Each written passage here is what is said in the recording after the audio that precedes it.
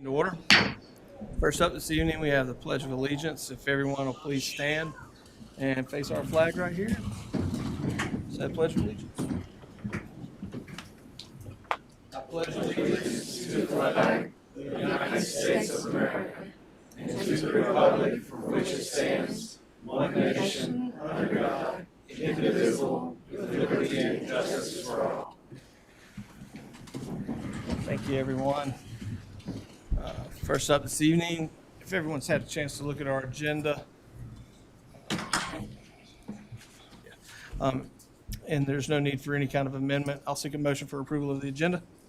So moved. And a second? Second. All in favor? Aye. None opposed. Next up, everyone's had a chance to review the minutes, and there are no needs for any amendments to those minutes. I'll seek a motion for both sets from the 5th to be approved. So moved.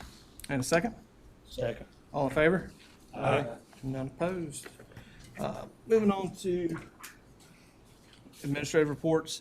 The applications are still open for boards. That's just about every board in this county, from planning to library to you name it. If you want to serve in any capacity, please turn in your application. There's a button on the website. It's really easy. Jackson County or jacksonnc.org.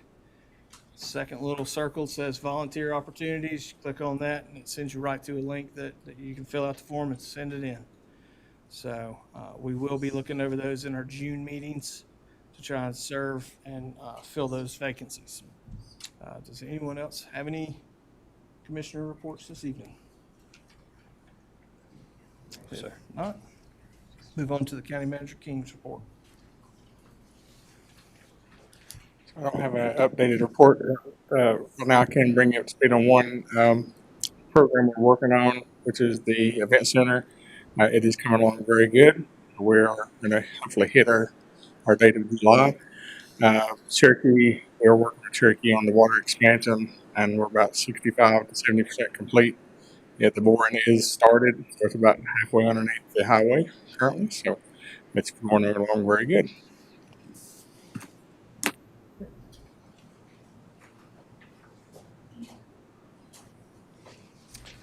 Moving on now to informal comments by the public. As a quick reminder, this is a time for us to listen. There's a 3-minute time limit. You will be able to see your time on the screen right in front of you on the podium. With all of that, we will not be answering any questions. And first up this evening, we have Janice Stearns.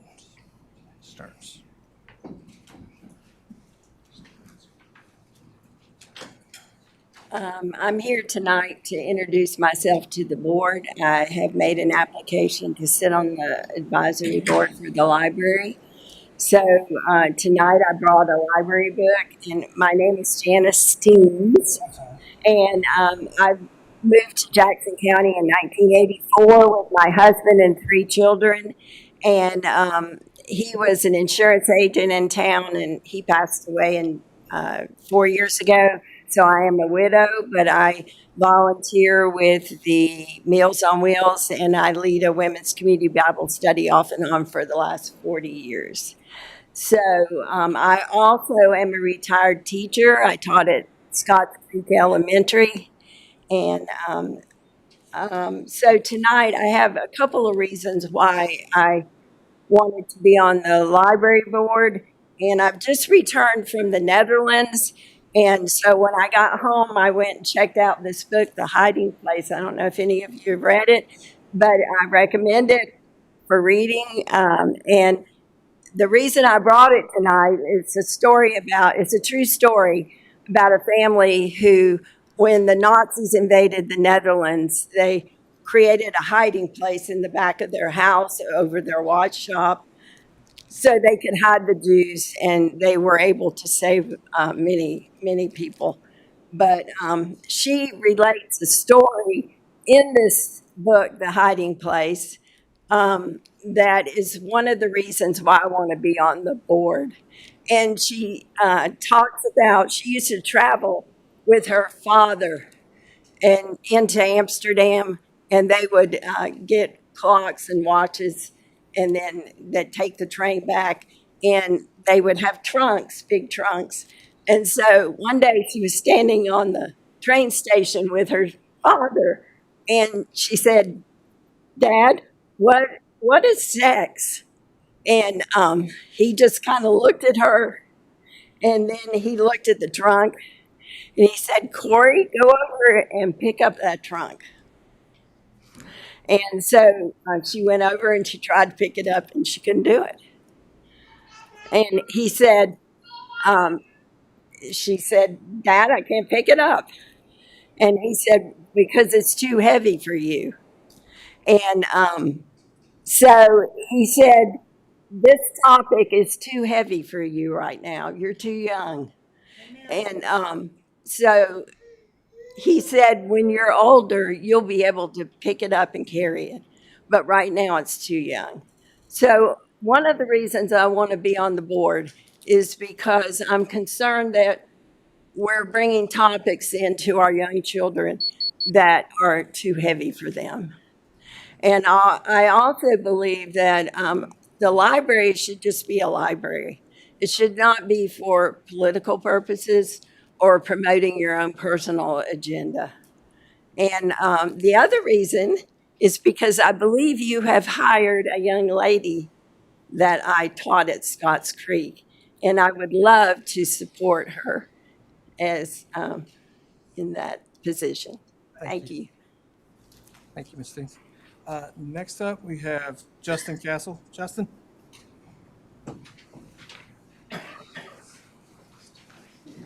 Evening, everyone. I see on your new business, you've got a resolution for opposing the modifications to the county property tax authority. And frankly, just kind of want to give my 2 cents on it, that I understand that we want to keep government local as much as possible. So I understand the concern of the state telling us what to do. And like I said, I totally understand that. But I think also we can apply the principles that they're looking to do. Obviously, we've had some concerns here and across the entire state.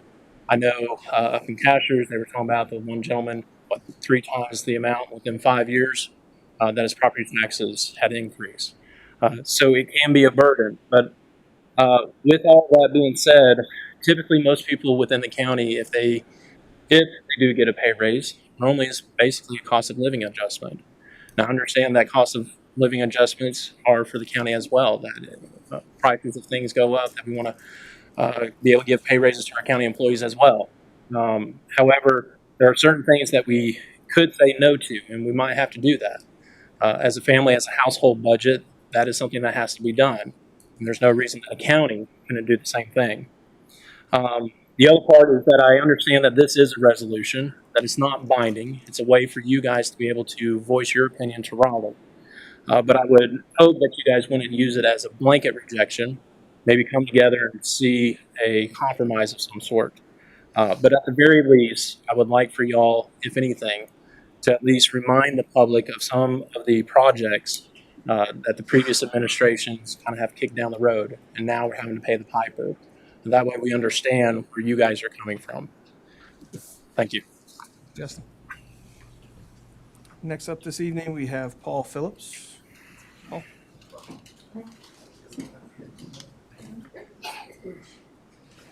Can I give you all a handout? Sure.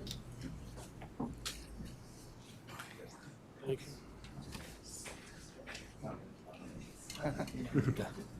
you.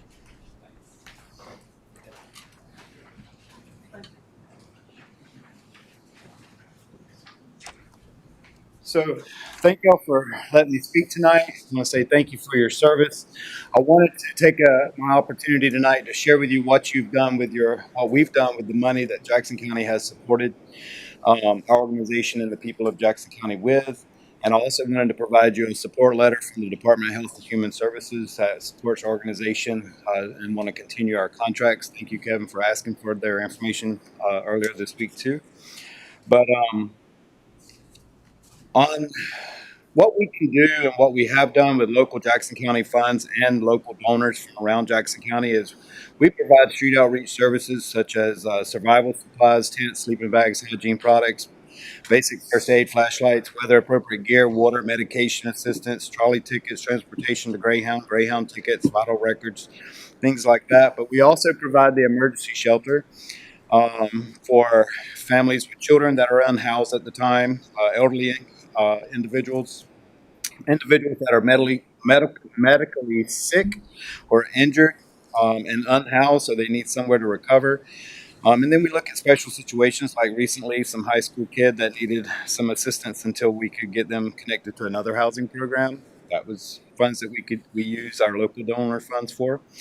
About 50% of that money that comes from Jackson County and local donors also covers Code Purple services, putting people into hotels and motels in the wintertime whenever the temperatures is below 32 degrees. For the rest of that, we try and use state funds. Each year they give us different amounts. Historically, we've never gotten 33,000. Last year we got 33,000. We used all of that in January, February, and March, so we was able to use our local funds for October, November, and December. And then something that I haven't seen us be able to do this year, and I'm sure I won't know why, but I have seen in the past, and I want to make sure we can continue to do, is be homeless proactive. And so our Jackson County residents that call us and say, hey, I'm facing eviction. If I could get my rent caught up or something like that, I can avoid homelessness, avoid eviction. And if we can collect that data and information like we have in the past, we can use that local donor funds to help pay that one-time rent assistance or one-time utility assistance or the initial deposit security deposit, utility deposit, or first month's rent to get them in if they have a job. Those are things I saw in 2023 when I came in, and then I got busy with my job. I didn't know what was going on in 24 and 25, but I want to make sure we can continue to do that, and I want y'all to know y'all were a part of that as Jackson County supporting us. And so homeless prevention. It also helps support our office and our utility bills, our rentals, our rent for our office supplies, and part of our staff salaries so that we can provide those services. All right, thank you. Try to get a lot in. Yeah. Next up this evening, we have Marcia Allman. Ms. Allman? Thank you, Mark. My name is Marcia Allman, and I'd like to speak to you about the County Library Board resolution and the disagreement among the three commissioners that were in attendance at the last meeting. The very idea that appointees to the library board shouldn't be required to have a library card is preposterous. I've had my own library card since I was 9 years old. So libraries have been a core part of government services for over 200 years. Board appointments should be made in consideration of qualifications and of our diverse population. All county districts should be represented. It should be bipartisan. Appointees should possess the skills necessary to advise the library and the county.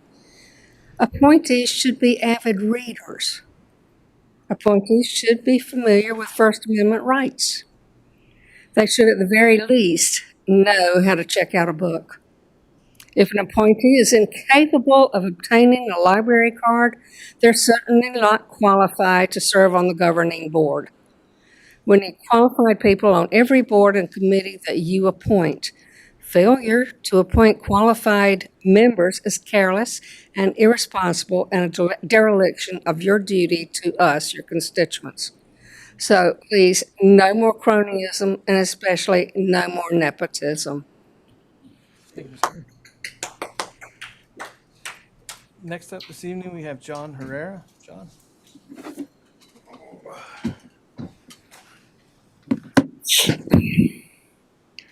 Good evening. I'm here to offer commentary on two things that are concerning and would impact directly as a community member and as a library board advisory hopeful. In an effort to understand, I have looked at both perspectives. I would agree with Ms. Hooper of the barrier in obtaining a library card. I was unable to have one until I was able to provide a local address. In the conversation of any position in which you are responsible for the Jackson County Public Library ongoings, it would be paramount to have one. It is the minimum that someone would have to do if the responsibility of being on a board is being taken seriously. The bare minimum would be attending a meeting consistently. I would say that the library board should be as inclusive, including location. It's 2026 and attending meetings remotely is possible. It would be prudent for us to remember that last non-resident in a position of responsibility for a community that they have no connection to has been dismal. The same people who would ask where you live before they would let you in from the cold, before they would offer you a sandwich, those are not the values or behavior of a Jackson County community member, and most a resident. I think we can all agree that just because someone has paid taxes here, it does not mean that they have the good of the community at the heart of those decisions. The condition of a heart of a community can be found in a library. I implore you to set the bar of commitment of the board to at least have a library card. Finally, I am still very much interested in a voting position on the Jackson County Library Advisory Board. And I will see you guys next time. Thank you. Thank you, John. Next up this evening is Antoinette McWatt.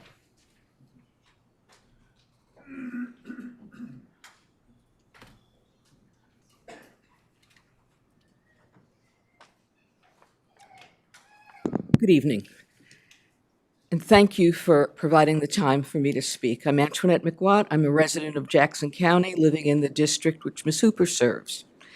I have two requests tonight, and if it's okay, I'm going to leave them with you because it's a good agenda and a lot of people speaking, and I thought it might be helpful. I always think about the library, so you probably figured that out. The Jackson County Libraries will soon be under the direction of Ms. Powell. She will be working with an advisory board. In my opinion, she deserves to work with the best people that our county has to offer. You have, at this point, 28 people have applied to be on the library board. Gives you a nice field. Later this evening, you're going to be voting on the resolution for appointing the library board. As you consider which of these applicants you will appoint, please take into account the paragraphs that talk about the outlined powers and duties in the resolution for which these folks will be responsible.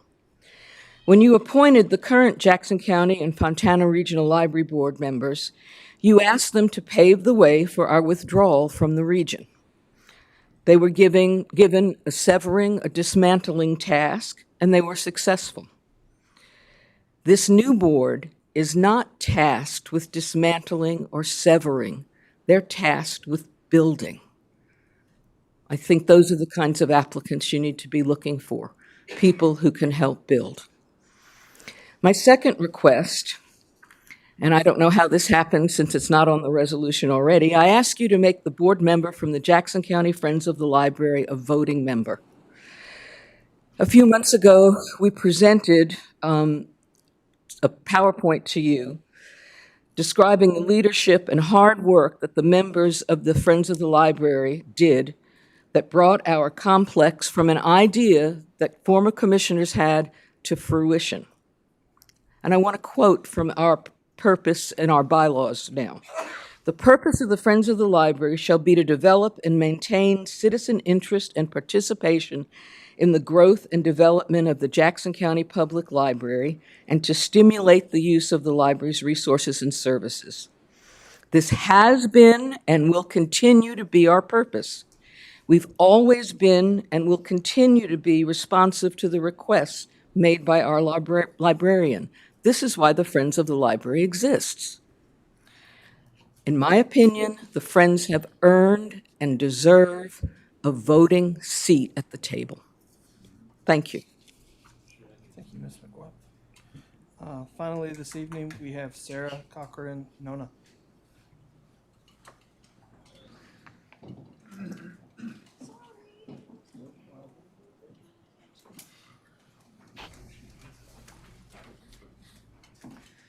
Hello, neighbors, pals, and honorable frenemies. I'm just coming back again this month to remind you that I am capable and willing to donate over $100,000 worth of a self-curing system, and for the basic needs of the people in those residencies to be met.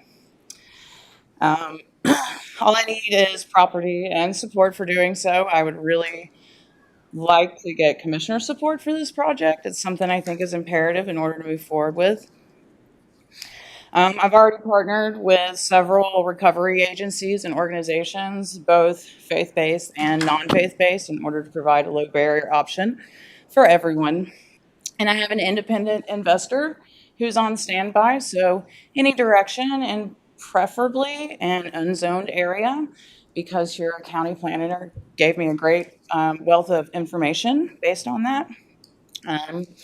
For now, I don't have any other updates. I will be sending you an email later this week with a bunch of information about what they are, how to set them up, what my ideas are, and what direction I'd like to go in. And any kind of input was absolutely welcome. Yeah, thank you. Thank you so much. Just for the record, we did receive an online public comment from Steve Steen regarding public comment on the Jackson County Facebook page. So it'll be entered into the record as well. With no more signed up for public comment, we'll move on to the consent agenda. And first up this evening is our finance report for April of 2026, and Ms. Fox.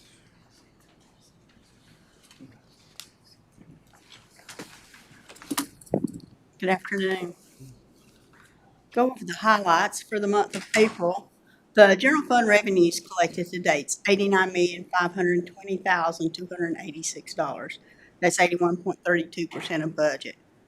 The expenditures to date, $77,839,701, which is 72.42% of budget. The revenues at this point are $11,680,585 more than the expenses. The ad valorem taxes collected is $58,397,144. That's 99.98% of budget. Motor vehicle tax collected, $1,454,573. That's 67.8% of budget. And the prior year taxes are at 53.34% of budget at $266,711. The sales and use tax distribution received for the month of April was $1,679,094. That amount is 3.89% more than we received last April. The Article 46 distribution was $179,607. And the average increase for the fiscal year is currently at 7.44%. The landfill disposal fees collected, $2,924,445. That's 90.46% of budget. And the prior year disposal fees, $57,260. That's 76.35% of budget. We're still on the growth revenues. We're still seeing increases in the code enforcement, environmental health, and registered deeds. The general fund contingency balance at the end of April is $393,280. I'd be glad to answer any questions on the report. Questions from the board regarding our report? If not, we'll move on to our budget ordinance amendments. I have two amendments tonight. The first one's general fund. It's an increase of $1,351,252.69. It's for Duke Energy additional funds for low-income energy assistance, $6,246.69, and a state-directed grant from the North Carolina Office of Governor, $300,000. That's for Dillsboro for the Monteith Greenway project, and then $1,045,006 for property acquisition. The second amendment is for the Economic Development Fund. It's an increase of $1,508,310. It's rent for Pam's Child Development, the Eastern Band of Cherokee Indians contribution to the water project, and fund balance of $802,000 for our share of the water project. Any questions regarding the budget ordinance amendments? Next, we'll move on to tax collector and refund reports, and Ms. Henson. Ms. Brooks. Good evening. So for the month of May, the current taxes collected for the county were $586,457. The delinquent taxes collected were $57,414. The total collected for the month was $667,086.49. There were refunds of $3,205.42 and releases of $10,308.02. And the rate at the end of the month was 98.3%. Any questions? Questions for Ms. Brooks? Thank you. Is there a motion to approve the consent agenda as presented? So moved. And a second? Second. All those in favor? Aye. None opposed. Moving on now to new business. And first up this evening, we have Lori Richards from the Fontana Regional Library Board. Ms. Richards.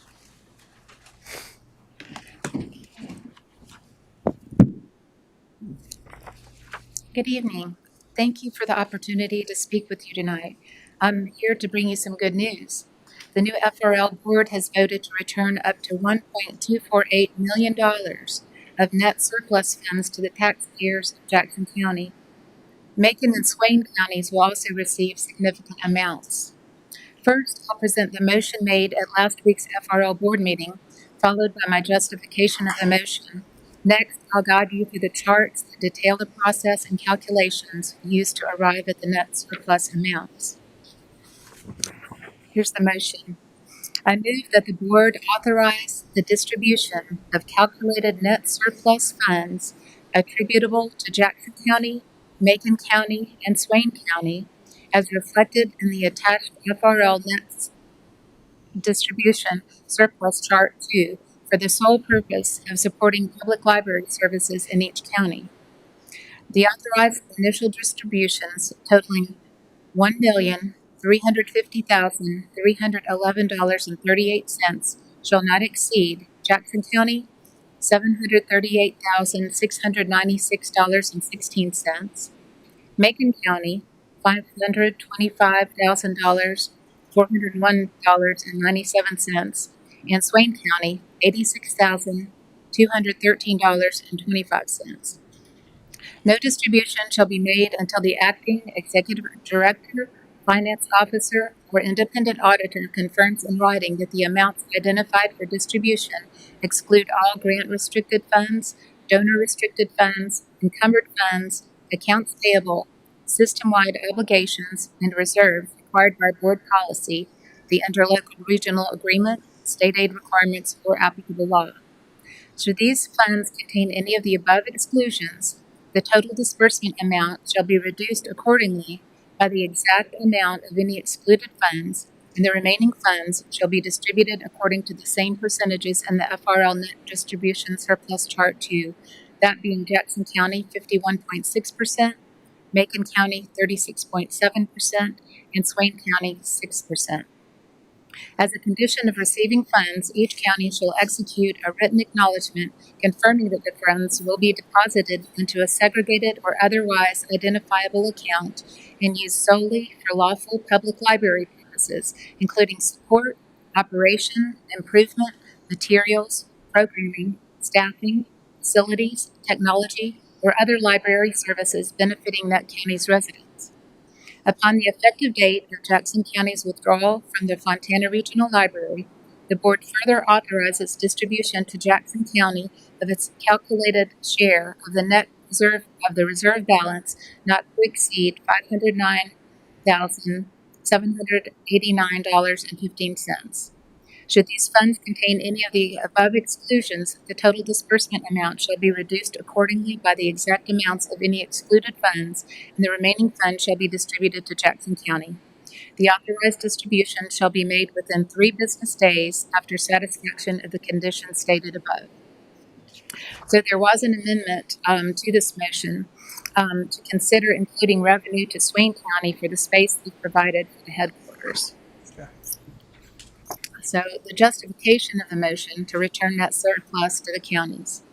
A paramount duty of this board is to elevate our organization to its highest potential while fostering transparency, accountability, and financial stewardship of public resources. That is precisely what I'm speaking about today. Regrettably, the Fontana Regional Library has long been plagued by a lack of transparency, particularly surrounding its finances. Upon questioning by trustees, it was shockingly revealed that for decades, annual net surplus funds had not been returned to the counties, and the general fund balance had accumulated to over $2.4 million as of June 30th, 2025.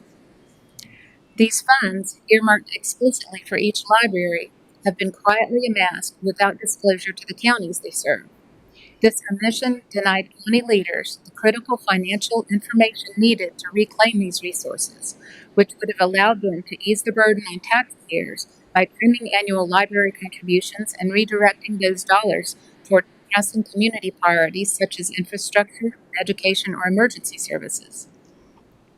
The general fund balance now stands at a staggering $2.7 million, including all three counties and headquarters, as of the April 30th, 2026 bank statement.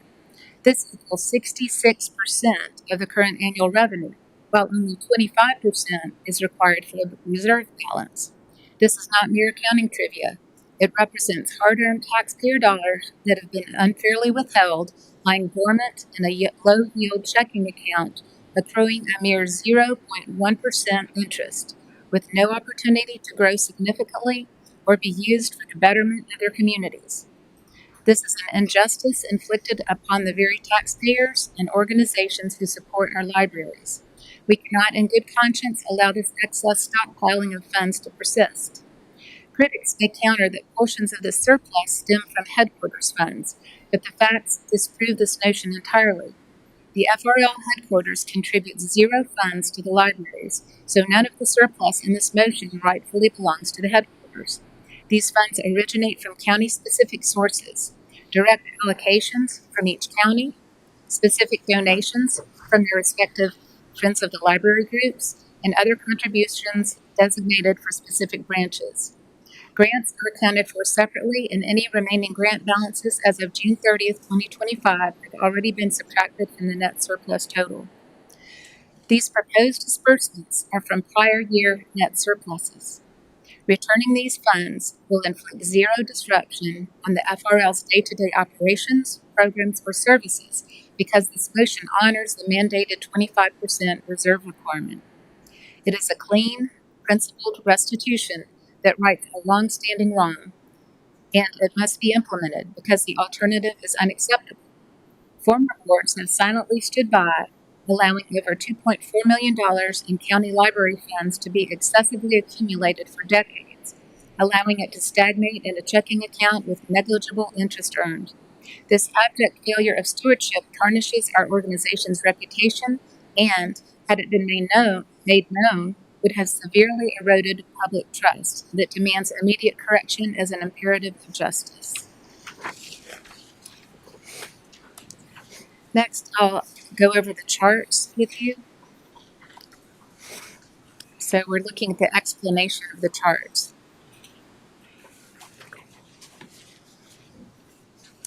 Sources.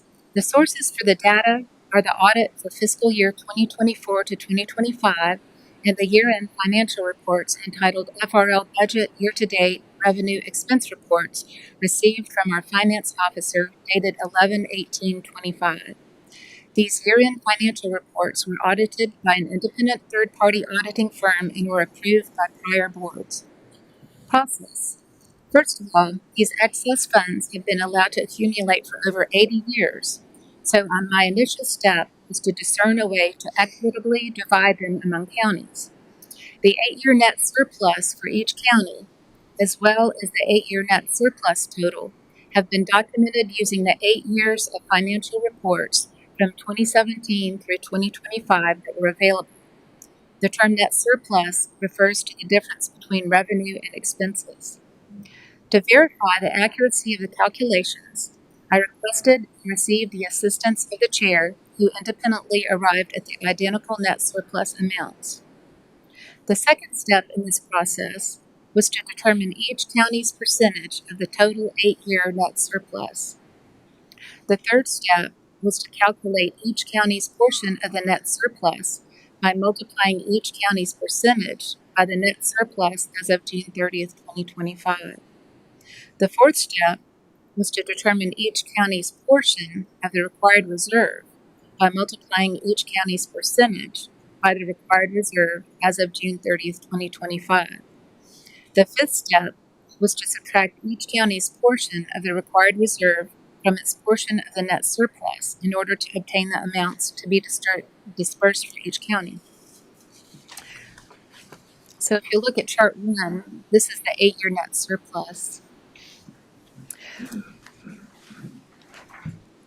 Chart 1 is solely dedicated to assessing each county's percentage of the 8-year net surplus. The far left yellow column, entitled Library County Headquarters, lists each library by county as well as the FRL headquarters. Each entity is accounted for separately, although all the funds are maintained in a single account. In blue, you will see headings for each fiscal year, underneath which you will find each library's net surplus for that particular year, subtotaled by county and by the FRL headquarters. The annual net surplus totals can be found across the bottom row. These figures were obtained from each corresponding year-end financial report. Looking at JCPL for fiscal year 2017 to 18, for example, you can see that in the first year, JCPL's net surplus was approximately $2,509 and cashers was negative $1,222, resulting in a net surplus of $1,287 that year for the libraries in Jackson County. If you follow along that same row, you'll notice that their net surplus ranges from $1,287 in the first year to over $260,000 last year in 2024 to 2025. As you can clearly see, the counties have been asked to contribute much more money than necessary each year. At the right side of the chart, the first green column shows the 8-year net surplus totals for each county and headquarters, with the grand total at the bottom in a green font. Please keep in mind that there was already a net surplus of over $1 million from years prior to 2017, and that this total of over $1.4 million is only for the aforementioned 8-year period and is used solely for the purpose of determining the correct percentage for each county. It is not to be confused with the net surplus on chart 2, which is as of 6/30/25. The second green column identifies the county or headquarters. For clarity, these two green columns from the first chart have been duplicated in the second chart. So looking at the second chart, this is the percentage of 8-year net surplus and distribution.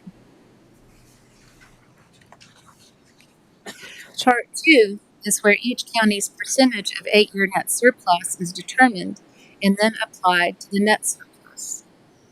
Please note that the 4 column headings with asterisks refer to the date 6/30/25. The amounts in the second green column are used to obtain the percentage for each county. The 8-year net surplus for each county is divided by the 8-year net surplus total at the bottom of that same column in a green font. These calculations were done on an Excel spreadsheet, so the decimal places are possibly infinite. In the interest of transparency, I have listed the percentages out to 8 decimal places in the pink column entitled Exact Percentage of 8-Year Net Surplus.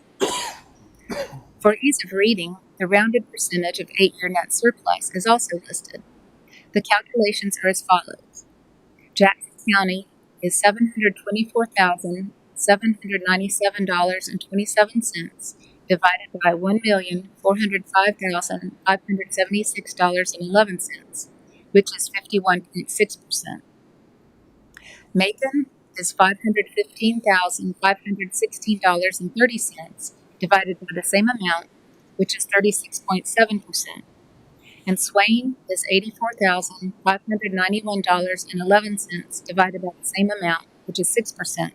And headquarters is 5.7%. The next step was to determine the total amount of net surplus as of June 30th, 2025, the formula for which can be found in the pink box below the chart. The net surplus equals the general fund balance minus the grants balance, which was negative. Negative numbers appear in parentheses and indicate being over budget.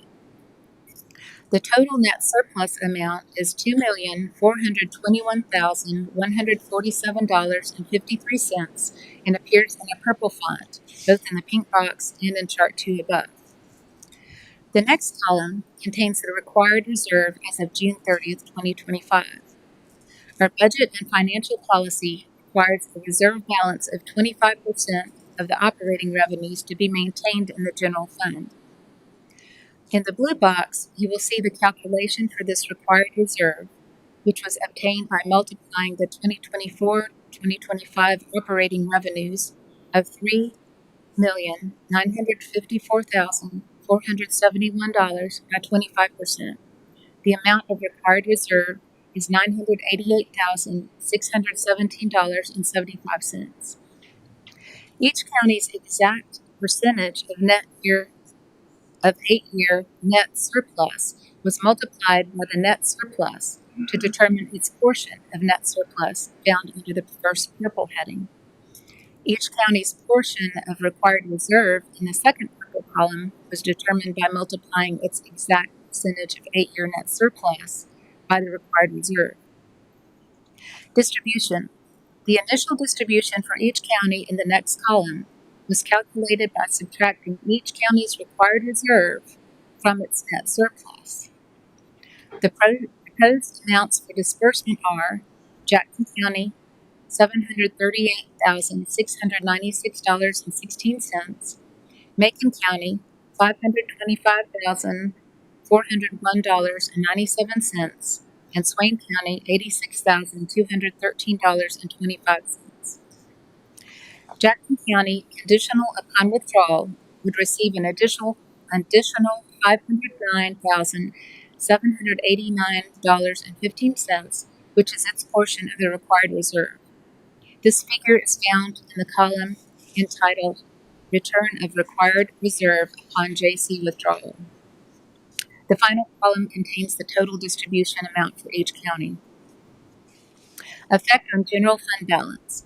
Regarding the required reserve, which by board policy is 25% of the operating revenue, it is important to note that the state of North Carolina suggests only an 8% reserve balance. Based on the general fund balance of $2.7 million as of April 30th, 2026, and assuming that Macon and Swain are the only counties remaining in the FRL as of July 1st, 2026, the remaining reserve balance after all disbursements would stand at $859,791, which is 30% of the proposed 2026-27 operating revenue of $2,865,271, providing an additional 5% cushion over the required amount, which is a more than adequate reserve balance for the next fiscal year. In closing, as you can clearly see, these excess funds have been allowed to accumulate over 80 years in a bank account with virtually no growth, failing to benefit those taxpayers and donors who have contributed to the FRL over these many years. We as a board must demonstrate leadership with integrity. By approving this motion, we affirm our commitment to transparency, we honor the taxpayers and donors who sustain us, and we begin to set the FRL on a path of clarity, financial accountability, and equity. Is your motion passed?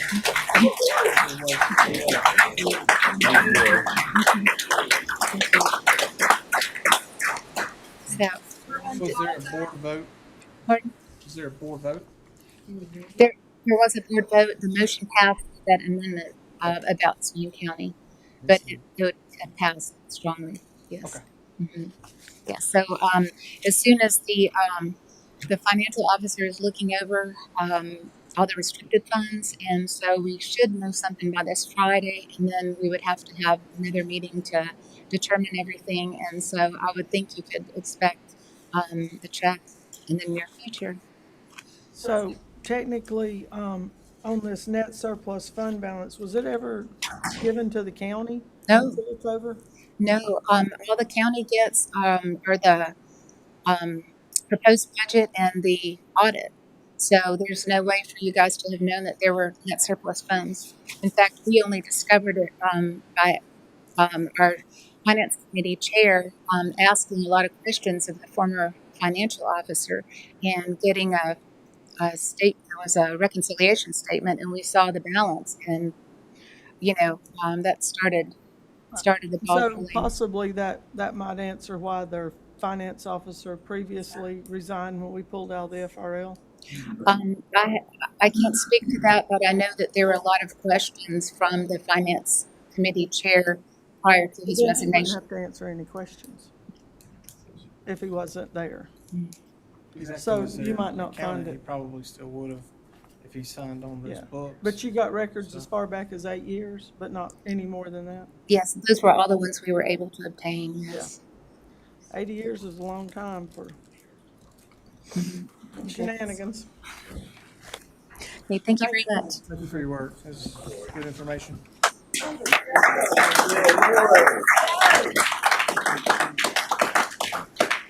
Moving on now, the next up this evening is Jake Buchanan, the Associate Superintendent, and Dr. Vetter, Human Resources Director for Jackson County Public Schools.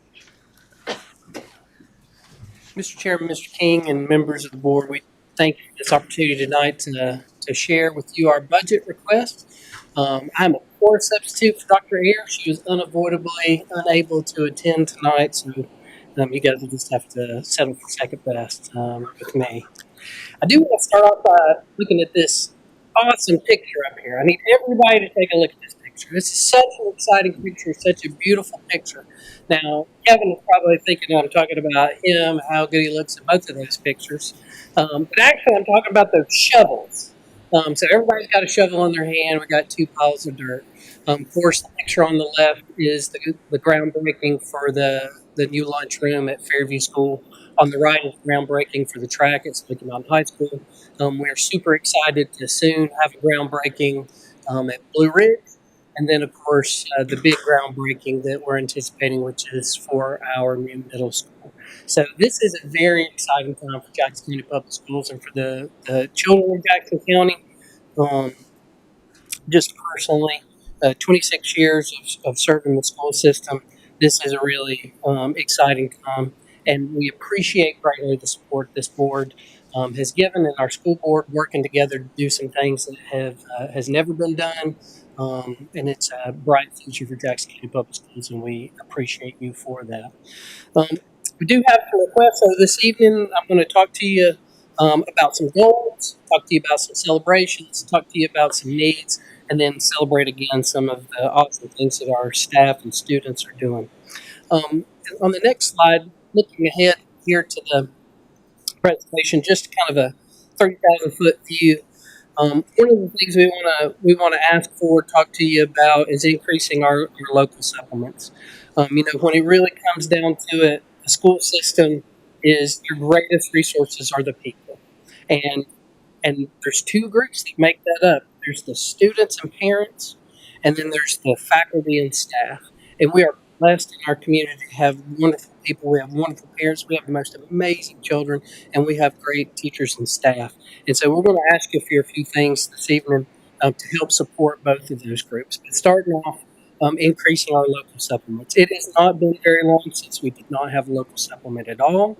And then when we did have a local supplement, it was really not sufficient. And we had no local supplement for our non-certified staff until very recently. And so Dr. Ayers has worked very hard to figure out with the board and with all the things to make this work. But the board is as aware of anybody as the increase of food costs, the increase of fuel, the cost of housing in our community. All of these make for challenges. And the one thing that we can control to help offset that as much as we can is to increase that local supplement. So what we're asking is an increase to $3,000 for our certified staff, $1,500 for our non-certified staff, and that's an increase from currently it's $2,200 for certified staff and $800 for non-certified staff. We also we've shared with the board before, and I think the board is fully understands this. When the state of North Carolina gives a raise to the state employees, and what they're talking about now is somewhere in that 3 to 4% over the next 2 years, they provide those funds for all the state funded positions. But all of our locally funded positions, they make a recommendation that, hey, we give a raise to state employees, you guys give a raise to the local employees too. But they do not fund that in any way, shape, or form. So, of course, we need to come back to you to ask for the funds to support those salary increases for the locally paid for teachers and staff members. We also one of the wonderful things that this commission decided to do several years ago is to provide no cost meals for breakfast and lunch for all of our students. What a gift or what a blessing to our community for all families to be able to do that, supporting staff and supporting families. Again, this board is fully aware of the increase in food costs, labor costs, and everything that goes with that. And so we do need to ask for an increase to up to $700,000 to make that program work. We did get some information from Laura Dills, our child nutrition director, about participation, and participation is up. Be happy to leave this sheet with Mr. King to get to you or email it to everybody. But both breakfast is up considerably, which is super exciting because we know how important that is. And as a teacher myself, having those kids come in first thing and being ready to go. So breakfast is really up this year, and then our lunch participation is up as well. And so it would be a very sad day to lose that program. And so we ask for an increase to keep that program and maintain it as it is. We're also so blessed. As the former principal at Smoky Mountain High School, one of the things I wanted more than anything else was an ROTC program. We just knew how hard or how beneficial it'd be to our kids to have that opportunity. We tried. Dr. Ayers got it done. She pulled that off and she got it done. And with that blessing of the financial support from the commission, we've been able to have that program, and it's been successful. I know all of you have seen different events where they participated, heard the kids speak. The impact that has had on those kids, whether or not they choose to have to lead a life of service and serving in the military or not, those lessons that they have learned, those soft skills, whatever you want to call it, just like my mom would say, just learn how to be a person, right? Yeah, exactly. And so, such a blessing. And so, for that program, we're asking for the support to maintain that. But we do not need any additional funds to maintain it. We do have one of our instructors that is retiring, and we do plan to replace it. And that position is posted. We're recruiting and hopefully be selecting somebody soon. And then, of course, maintaining our 6 student support positions. Again, this board is fully aware of the challenges that families and students face with mental health crisis that's plaguing our country and our population. And so we're just asking to maintain and to increase to keep up with the cost of that. On this next slide, I'm probably going all over the place, and Angie's probably not able to keep up who we're trying to. Is that Karen? Oh, am I supposed to be doing it? Somebody's going to tell me this. See, there we go. All right, I appreciate it. Tiffany's going to keep it straight. So, again, with our ROTC program, we just need to maintain what we have. So, no increase in that. It is sufficient for being able to support that program in the upcoming year. So, again, coming back, what is our request? So, again, we need to ask for that portion of funds that would increase that staff salaries for our non-state supported positions. Also, for providing funding for unfunded mandates that impact the local budget exceed state allotments, non-certified staff. So we've talked about this before. The requirements for teacher assistants, the requirements to have, or the needs to have custodians. All of these are funding that would normally come, and in the good old days, the state allotments would be enough to cover it. And we're going to talk about a little bit more in a minute how those state funds get smaller and smaller, and the burden becomes more and more on local commissions to be able to support that. Again, I can't stress enough how important it would be to be able to increase that supplement for both certified and non-certified staff, continuing that funding for ROTC, and then continuing that funding for our no-cost meals. If you look at our budget just at a glance, this is really what it kind of comes down to. On the left side there, you have our operating budget. So that includes the salary and benefits for those locally paid, but that also provides for services, substitute teachers, any sort of leases, paying for the auditors, any sort of services it takes just to make the school system run. The state does not provide for any of that. Professional development, those funds have become more and more limited from the state, from the federal government, as cutbacks have taken place. Supplies and materials for teachers in the classrooms. We know how much teachers need that. We all know teachers that spend money out of their own pocket because they're going to make sure that their kids have what they need. Our entire maintenance budget, that's all locally supported. Support for transportation, not so much the yellow buses, which are provided by the state, but all the activity buses, the white buses, any sort of thing that doesn't go at the beginning of the day or the end of the day on a yellow bus, then that is responsibility of us locally to be able to do it. Power bill, all liability and workers' comp insurance, and a plethora of other things just to make the system run. Then on the right-hand side is our capital budget. Preventive maintenance, capital upgrades, our one-to-one initiative, which has been a blessing for many years, tech support, and what we call security, but that's all the access controls on the doors that we're doing, and the cameras and all those things that we've done to try and keep our kids safe while they're inside the building. In that, for our capital request, we have asked a modest 2% increase to that, with just, again, the cost of everything. We'll point this next one out. It's our historical data on our ADM. The biggest thing that we want you to notice on that are the numbers at the top there in yellow. And those are our charter school students. So these are kids that are Jackson County residents. These are kids that are from Jackson County that may attend one of the charter schools in Jackson County or may attend a charter school anywhere in the state of North Carolina.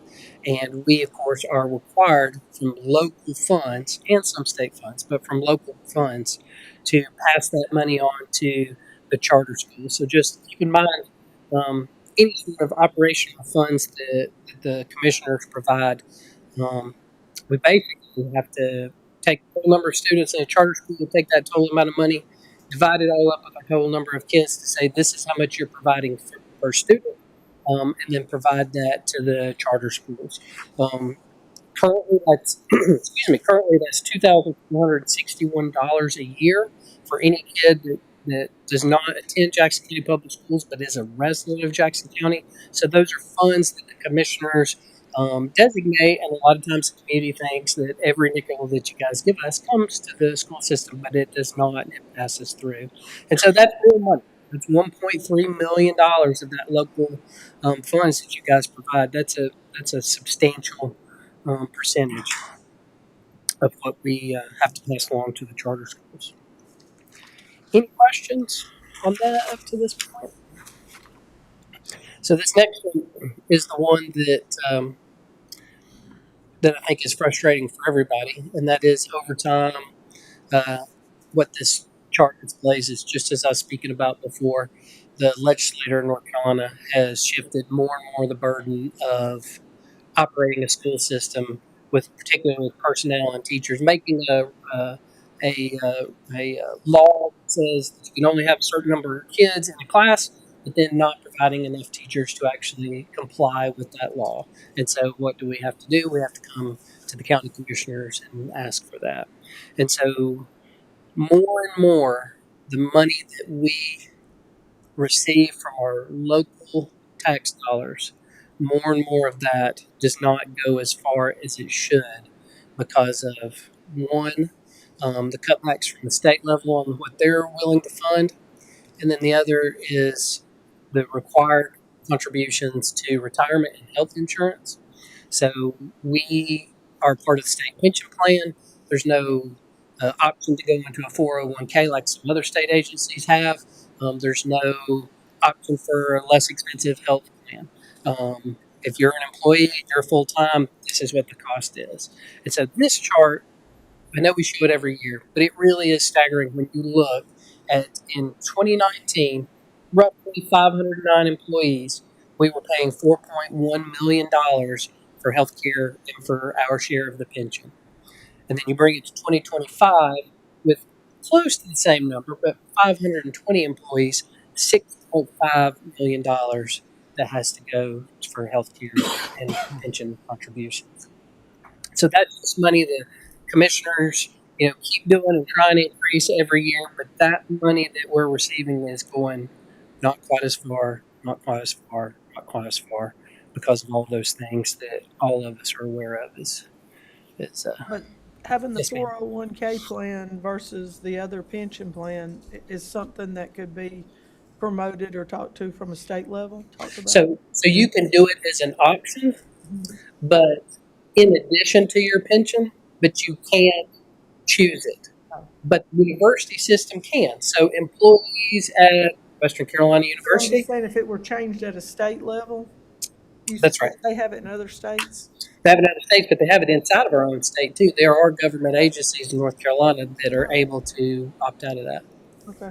So, but again, it's the shift and burden is onto local government, and so we're not just asking just to be asking. We're asking because we're put in this situation. So, total operations budget request. And I scrolled down just a little bit. It's operations 4.2. The personnel aspect of it is 8.5 for a total operations budget request of $12.7 million. Then on top of that is the $700,000 that go for the meals for all students for a total request of $13 million. And this does include the charter pass-through amount of $1.3 million.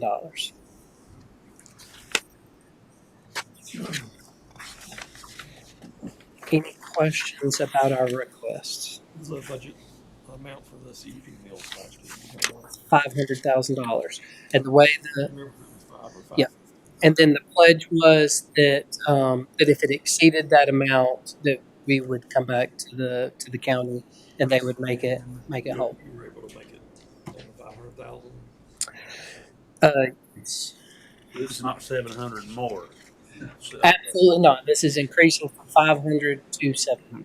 Exactly. That little plus sign threw me off there. Yeah, that's plus the total amount requested. How many years have we been doing this now? This will be going into the third year. Yeah.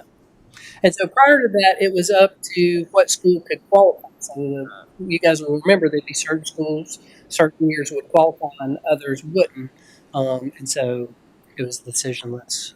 And so the commission doesn't pay for those portions of the kids that would qualify. Right. This is just filling in the gaps. I think it's a great thing. I'm still glad and proud that we done it.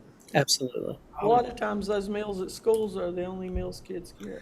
100%. We worry about when we're making decisions on calling snow day. One of the first things that's in our mind is here's a day the kids aren't getting a meal, because that's a reality for so many of our kids. Were you providing any meals during the summer break? So what we're doing is coordinating with other community partners, and so what we're doing is spreading that information out to make sure that families and different service providers know where those locations are. Because different groups get different funding over the summer, and so it just kind of depends on where the dollars are those years.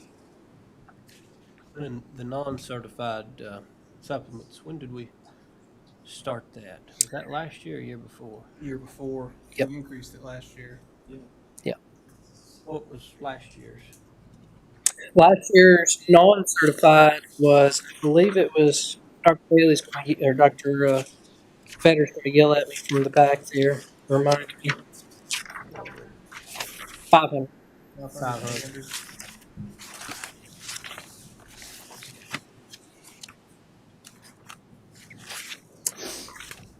Have you seen non-certified employees retaining staff and stuff with that supplement?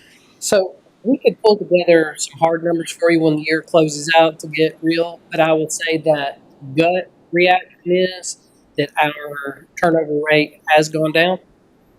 It's hard to pinpoint what's the reason for that.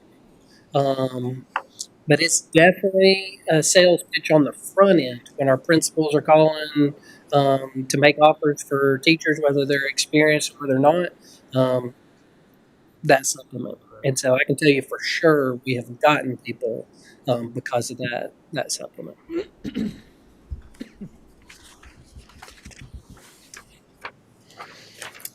And then just to kind of wrap this up, if there's no other questions, again, just so many things to be proud of as a community.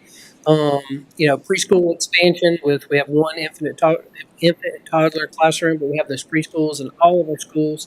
The staff salary increases, the JRTC programs, playground upgrades, then of course Smoky Mountain Middle School property purchase, and then the long-term goals for that. No cost meals, building projects at Fairview, Blue Ridge, Smoky Mountain High School, the lights at Webster Softball Field, and Smoky Mountain High School's baseball field, and then upgrades with the track, and then we're getting ready to upgrade the lights at the stadium, Smoky Mountain High School, and that supplement increase. And so there's a lot to be proud of.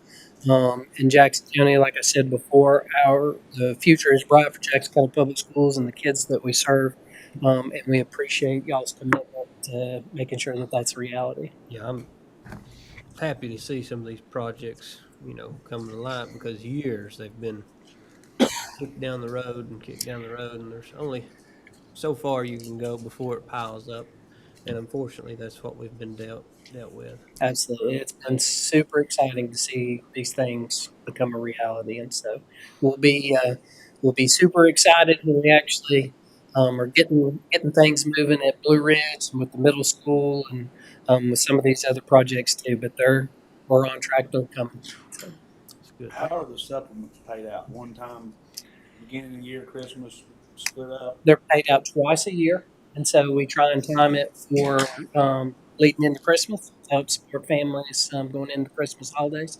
And then later in the spring, coming into that end of year, thinking about vacations and spring breaks and all that kind of stuff. Thank you, Jake. All right. Thank y'all very much. Thank you. Tell Dr. Evers you've done a good job. Tell her he's bragging on you. I'm sure she's watching, so she heard. Go back in July and tell them how bad you need bus drivers and how to apply.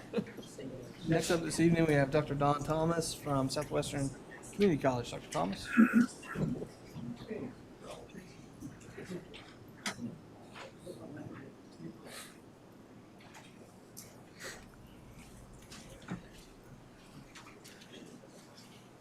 Good evening, Commissioners. Chairman. Mr. King. How are you? Good. Jake did do a good job. That was very, very well presented, so good job, Jake. I want to take just a few moments to say thank you for your continued support. I've always had the belief that you get it, you understand us as a community college. We are one of 58 community colleges in the great state of North Carolina, and we consider ourselves to be the greatest of the great 58. So we do a great job, and we're an economic engine and development for our community. And I just want to go over our kind of local funding request briefly with you, and then answer any questions that you may have. Just FYI, last Saturday was our graduation. We graduated nearly 400 students this past Saturday in various fields, the career technologies, nursing, and transfer students. Again, I want to thank Mr. King and Ms. Fox for their continued support of working with us on our budget and helping guide us through the process that will guide it for you. The other thing I know that one update that I want to give you just a little bit of information on is the new Learning Commons /library that we have going on at SEC. We're in the construction design document phase that is down at the state. It'll be coming back within hopefully the next couple months. We'll move into a bid proposal, and then we'll do bid openings. And so I would anticipate somewhere around September, October, we would know where we're at with that and doing groundbreaking. So is it just a little bit of the roll of the mouse? There you go. So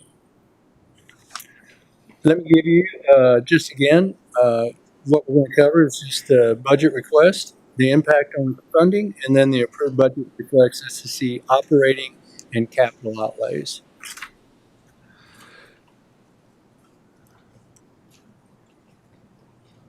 Again, SEC is a college that provides quality, innovative learning environment that promotes student success, workforce development, and community advancement. As you can see, our strategic plan, we have it laid out as student success, community success, and college success, which again is SCC, Southwestern Community College. We know that your local dollars that you support us with supports us on a sustainability. So what I'm going to be asking you about is more of a sustainability budget that will help continue us with our operations and sustain the operations over the upcoming year. And I will go over some of those numbers as we get a little closer there. The impact that you will see is that fundamentally, individual headcount, our workforce students are over 1,100. There's nearly 2,000 curriculum students. We did about $475,000 in small business support that came from the state, 100% public safety and training coverage for our service area.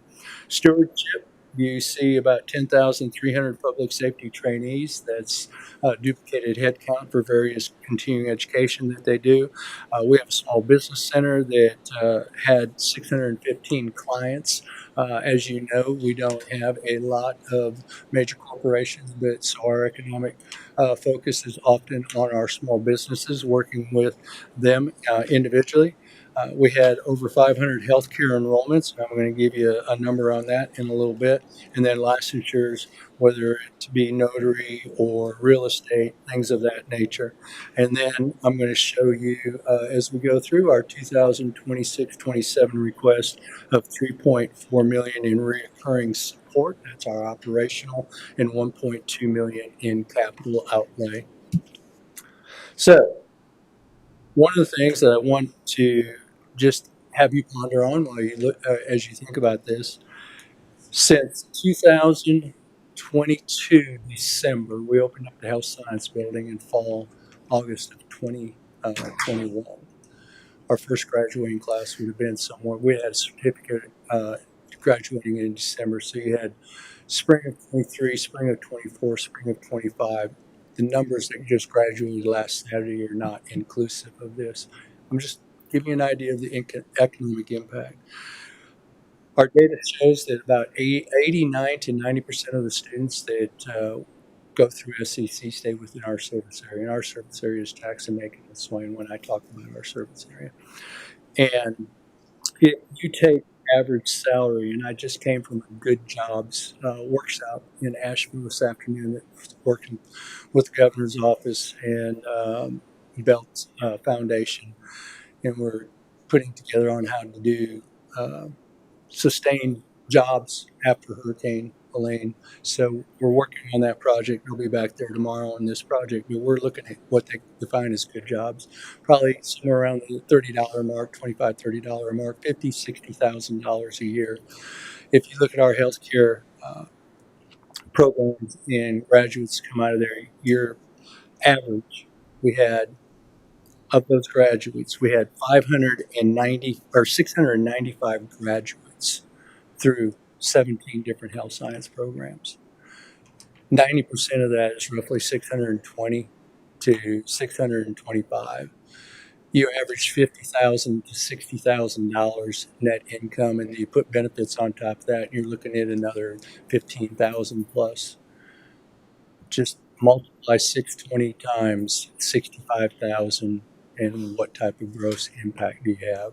It's about $40,300,000 of what we were able to provide and produce within our service area of people coming out and taking jobs in the healthcare fields. And that's just one division and one department within our institution. So That's Are you speaking like within our 3 counties, like Yes. you said earlier? yes. So when I say 80, 90, 90% stay within our service area, I'm talking as a regional, the 3 counties. Yes, ma'am.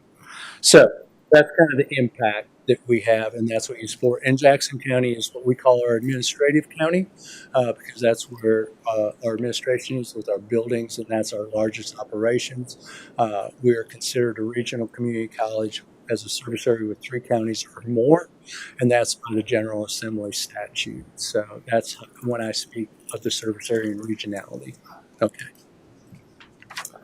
So that gives you a little bit of insight there of the impact that we have as a community college on our workforce. And I'm just going to slip it in there that, that's an awful lot of taxes that are generated that are provided to you all for operations for the county also. So we just, again, going to ask for what we believe our need is, not what our want.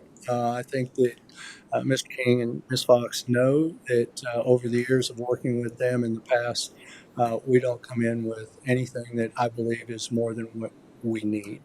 And I don't want to play the game of want and then settle for what we need. Just more real quick, it's again talking about the regionality. You got about 1,534 square miles, a little over 85,000 plus or minus residents. We do a little over 9,000 students, and we have over 40 academic programs that serve our region in our community. Why Jackson County matters. Again, you see the current budget there of $3.1 million is what we had in operations. The next slide, I'll get into a little more of what we asked and what we were budgeted. Our ask this year is $3.34 million, as was stated earlier by the person before me, the state. And you know that you probably have read and you've heard that you've seen 3% pay raise. We are in the same position with our maintenance and housekeeping folks.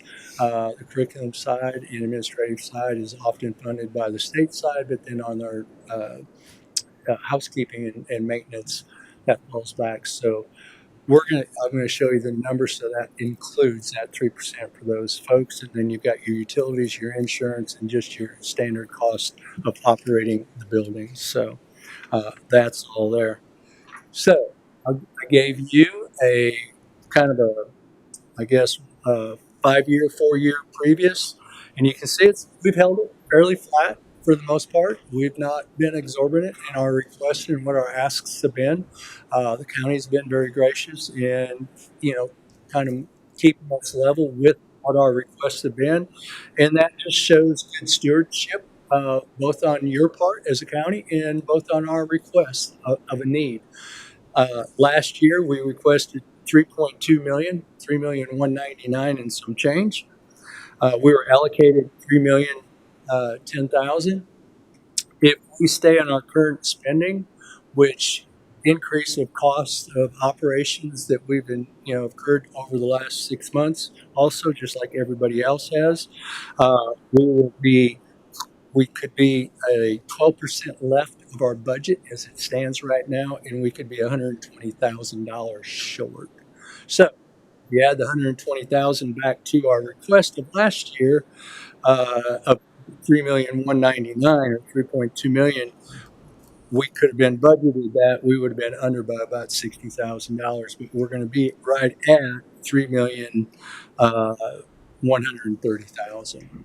Okay, so that's how close we play the game. It's just a really good working relationship of where we're at.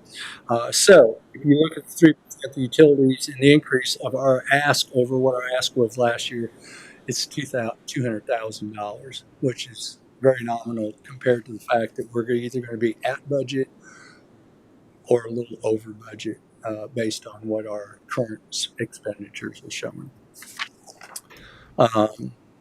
So that's kind of where we're at on the operating. The operating is the most is critical. Capital is critical also, but operation is what keeps the lights on and keeps the college moving forward. That's just the detail of the utilities insurance. You can see the difference between the $3.35 million and what we were budgeted last year of $3 million. Capital, We'd asked for nearly $1 million last year. We're asking for 1.2 million this year. We were allocated close to 700,000 last year.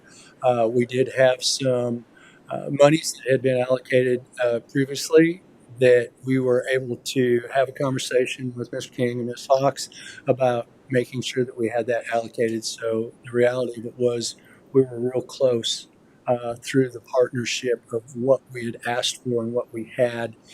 It worked out to where it was pretty close to $1 million on our request for our capital. So again, it's just the ability to work back and forth with each other, know what we had expended, what we had budgeted, and where we're at. We've got some encumbered stuff right now that if you look at our budget, you're going to say you were allocated, $800,000 or $700,000, but we've got some big projects that have not been started, but they will start this summer. So they're already spoken for on the money aspect of it. So anyway, that's kind of where we're at with that, and it just gives you a good idea. And so we're about $2 million on our ask over where we were last year. And you can see as you flip through that to the next page, half of that is HVAC systems and units for Founders. Founders is our oldest building, and those HVAC systems are well over the 30 to 40 year mark, and they're aged out, and they just need to be replaced. We've had that state construction, we've had other people out there, and they're just like, it's time to replace them all. So that's about the approximate cost. So that's what half of that 1.2 million is, and then the rest you can see. You can go through there. These are pretty standard to keep our fleet up because of the 17 health science programs. So we have a lot of clinicals. We have a lot of students traveling all over the region to meet those clinical hours. And then the rest of it is just, I'm not going to say cosmetic, but it's keeping our buildings up and keeping them nice so that you're proud when you come to us with your meetings, and our students are proud when they walk on campus. The curb appeal to me is extremely important. You want a nice place to go to, you want a clean place, and you want it looking great on that. So that's kind of where we're at with that request. And again, just a summary page of what the total is. You can see that we asked it for about 4.2 million last year, and our request this year is about 4.35. So it's about, 3,500 over what 100,000 what we had last year. Kept it very flat, very simple as far as what our requests are. Again, based on what our expenditures have been and forecasting what those needs are on the operation, I don't believe that we're far off with where our request is. So consideration on that would be, what we would need for the operational capital. Again, that's just upkeep of the buildings, making them run. So you either pay me now or pay me later, and you got a big bill later, right? Type deal. So it's just the support of that continuation of it is all. So anyway, that is pretty quick down and to the point. Again, economic growth, return on investment. The number of graduates we got out, taking jobs, paying taxes, coming back to us, to you, and then enhancing our community for opportunity and access, giving our citizens the ability to take classes and get degrees. So, with that said, I thank you for your time. I want to keep it short, sweet, and to the point. Any questions from the board? Black, thank you, sir. Appreciate it. Next up this evening, we have Tiffany Henry with Economic Development and Project Rise discussions. Good evening. Good afternoon. Hope y'all are doing well. So tonight, I want to talk to you about Project Rise. Since the beginning, this initiative has operated under the working title Project Rise, as we've prepared funding opportunities and developed a broader vision for the property. As the project moves forward from the concept and funding into implementation, construction, signage, and public identity, the time has come for us to officially name the property itself. As we continued developing the vision for this property, it became clear that the name needed to reflect more than just one use or one facility. This site is intended to support agriculture, events, education, recreation, food entrepreneurship, and community gathering for many years to come. The goal was to identify a name that feels rooted in place, it's flexible for the future growth, and reflective of the long-term vision for the property. One of the strongest themes that emerged throughout discussions was the importance of tying the property to place. Whittier gives the project a strong local identity while allowing the property to establish its own identity over time. So I come to you this evening with 3 different names for you to think on. The first one is Whittier Landing, emphasizing the property as a gathering place, a destination, while remaining flexible for the many future uses planned for the site. The second name is Whittier Heritage Grounds, emphasizing the property's agricultural roots, heritage, and a role as a multi-use community gathering space. And then the final name we've come up with is Whittier Heritage Crossing, emphasizing the connection between agriculture, commerce, education, and community while reflecting the historic character of the property. The focus throughout this process was identifying a name that could support the property long-term as it grows and evolves rather than tying it to one single use or activity. The immediate need tonight is to establish a name so staff can move forward with signage, listings, branding, and project materials as the development continues. So with that said, those are the 3 that I've come to you with this evening. Personally, I think it ought to include Jackson County, and I think maybe agricultural and event center, because, I mean, that covers everything. The county taxpayers paid for this countywide, not just Whittier. Oh, I understand that. So, you know, I think I've had this conversation with other people, and it's one of the things that kind of came up is, you know, like, this is a destination. Yes, it's owned and will be operated by Jackson County, but when you introduce yourself to somebody and they say, well, where are you from? Generally, you're not going to say Jackson County. You might say it's like a landmark, a town. You'll say Silva. You'll say Cashiers. You'll say Western Carolina University, Cherokee. And that's that sense of place without naming it Jackson County. But in the same sense, when you're talking about something that people come to from other counties to visit, they don't look for a town. Right. In my opinion, you go to a county and you look for their agricultural or event center, and there's many things that go on just besides agriculture. Correct. That's why I wanted to stay And away. that's what the county has wanted for many, many years, and that's why I really don't want to call it anything but that. Okay.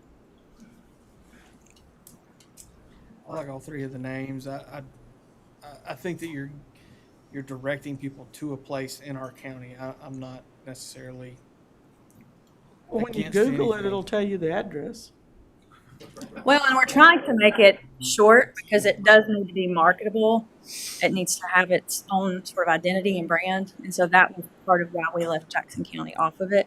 And I didn't want to pigeonhole it into agriculture because it's more than just agriculture at that space. And it's going to continue to evolve. This is a site that has large capacity. There's a lot of potential and opportunities at this space. And so that's why we kind of have come to these names. I don't like it personally, and I don't think a lot of people in the county will. That's just my opinion. I like the last 2 names better than the first one, just because the landing sounds like a boat ramp to me. Okay. Heritage. So is Whittier Heritage Grounds or Whittier Heritage Crossing? She didn't like any of mine. So. Todd, you live there.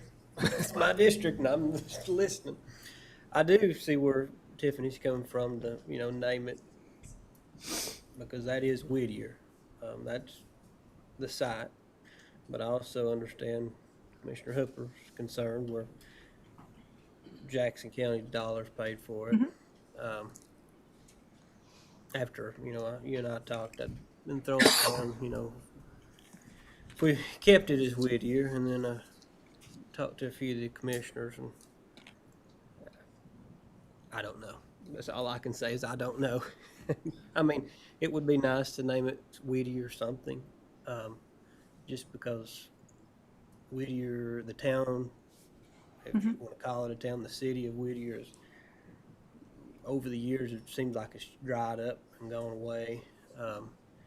But there again, I do understand that all Jackson County's tax dollars have paid for. Well, I like the Whittier Heritage. I'm not sure I'm sold on Commons or Crossing. Grounds crossing. Yeah, grounds. And, you know, that's something we're gonna have to train, hosting events there. We're gonna have hopefully ag. 4-H. There will be. That we've got the Tobacco Trust Fund grant that we received for the pavilion, and that's the goal for the rest of this property. I mean, there's so much opportunity with what we can do with this space. Oh yeah, and that's why we started it. Probably, Yeah. What, 4 years ago when we first took office. So, How long have we had the Drexel plant property? Since the 60s, Yeah. I think. Yeah, a long time. Mhm. Just now doing something with it Mhm. that benefits the county. yeah, and I thank both you and Kevin both for what y'all have done. Darlene during the transition from Don. Initially, when we started it, it was we can't use the site, we can't change the site, and then now here we are. We've got a complex or an event center that Center complex. yeah, it's gonna be nice. But At the end of the day, everybody's gonna call it the Ag Center. That's what local people's gonna call it. But for your branding and marketing, like you said, it's like having a dog with 4 names. You don't want to keep calling that dog 4 names. You want to make it short and sweet. Right. Every county around us calls their Ag Center or Fairgrounds or whatever, their county name, whatever. Well, they're Great Smoky Mountain. It's Great. Haywood rebranded their fairground to Great Smoky Mountain Event Center. But it used to be Haywood Fair. Yeah. Because of the marketability of it too. Fairground. Yeah. Mhm. So maybe you could, I don't know, you're the well, expert. if we kept Jackson County in it and said, I mean, that could be. I mean, Jackson County Event Center. I mean, it's what it is. It's an event center. I mean, we're gonna be having events.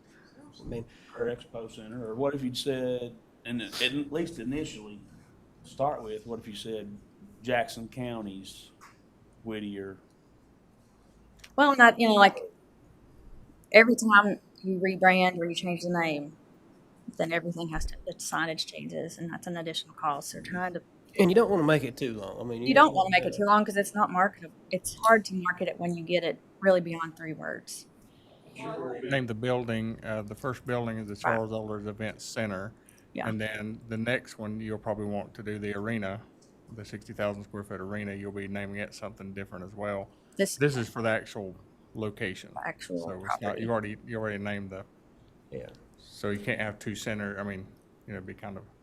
Redundant. Jackson County Event Complex. I mean, we could go on and on and on, but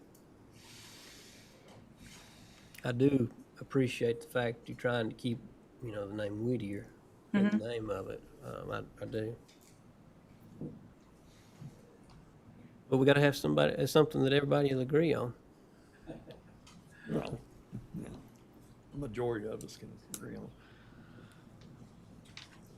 It's hard to put 5 people in a room and make them 100% agree on everything. Yeah, getting it to 3 names is a chore. I know. I like Whittier Heritage Landing or Center. It's grounds, whatever. I think you're kind of encompassing it all.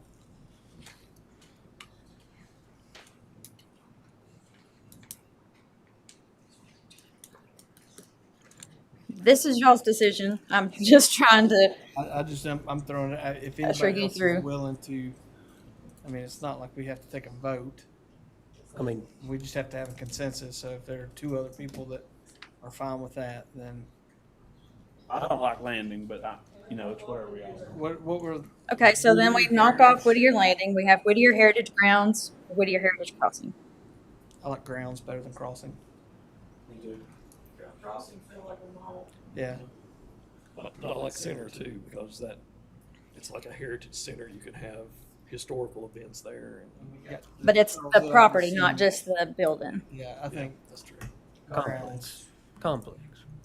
And I wanted to try and stay away from like trendy, buzzworthy words because this will be what this will be for decades to come. Do we need to decide tonight? I mean, whatever. It's up to y'all. I mean, I want you to so that we can start because we got to design the logo and The train, and they're directed right there. They're not. actually we've got another event already scheduled. That's not the train. NRA is going to have their annual banquet, about 800 people, August. In August.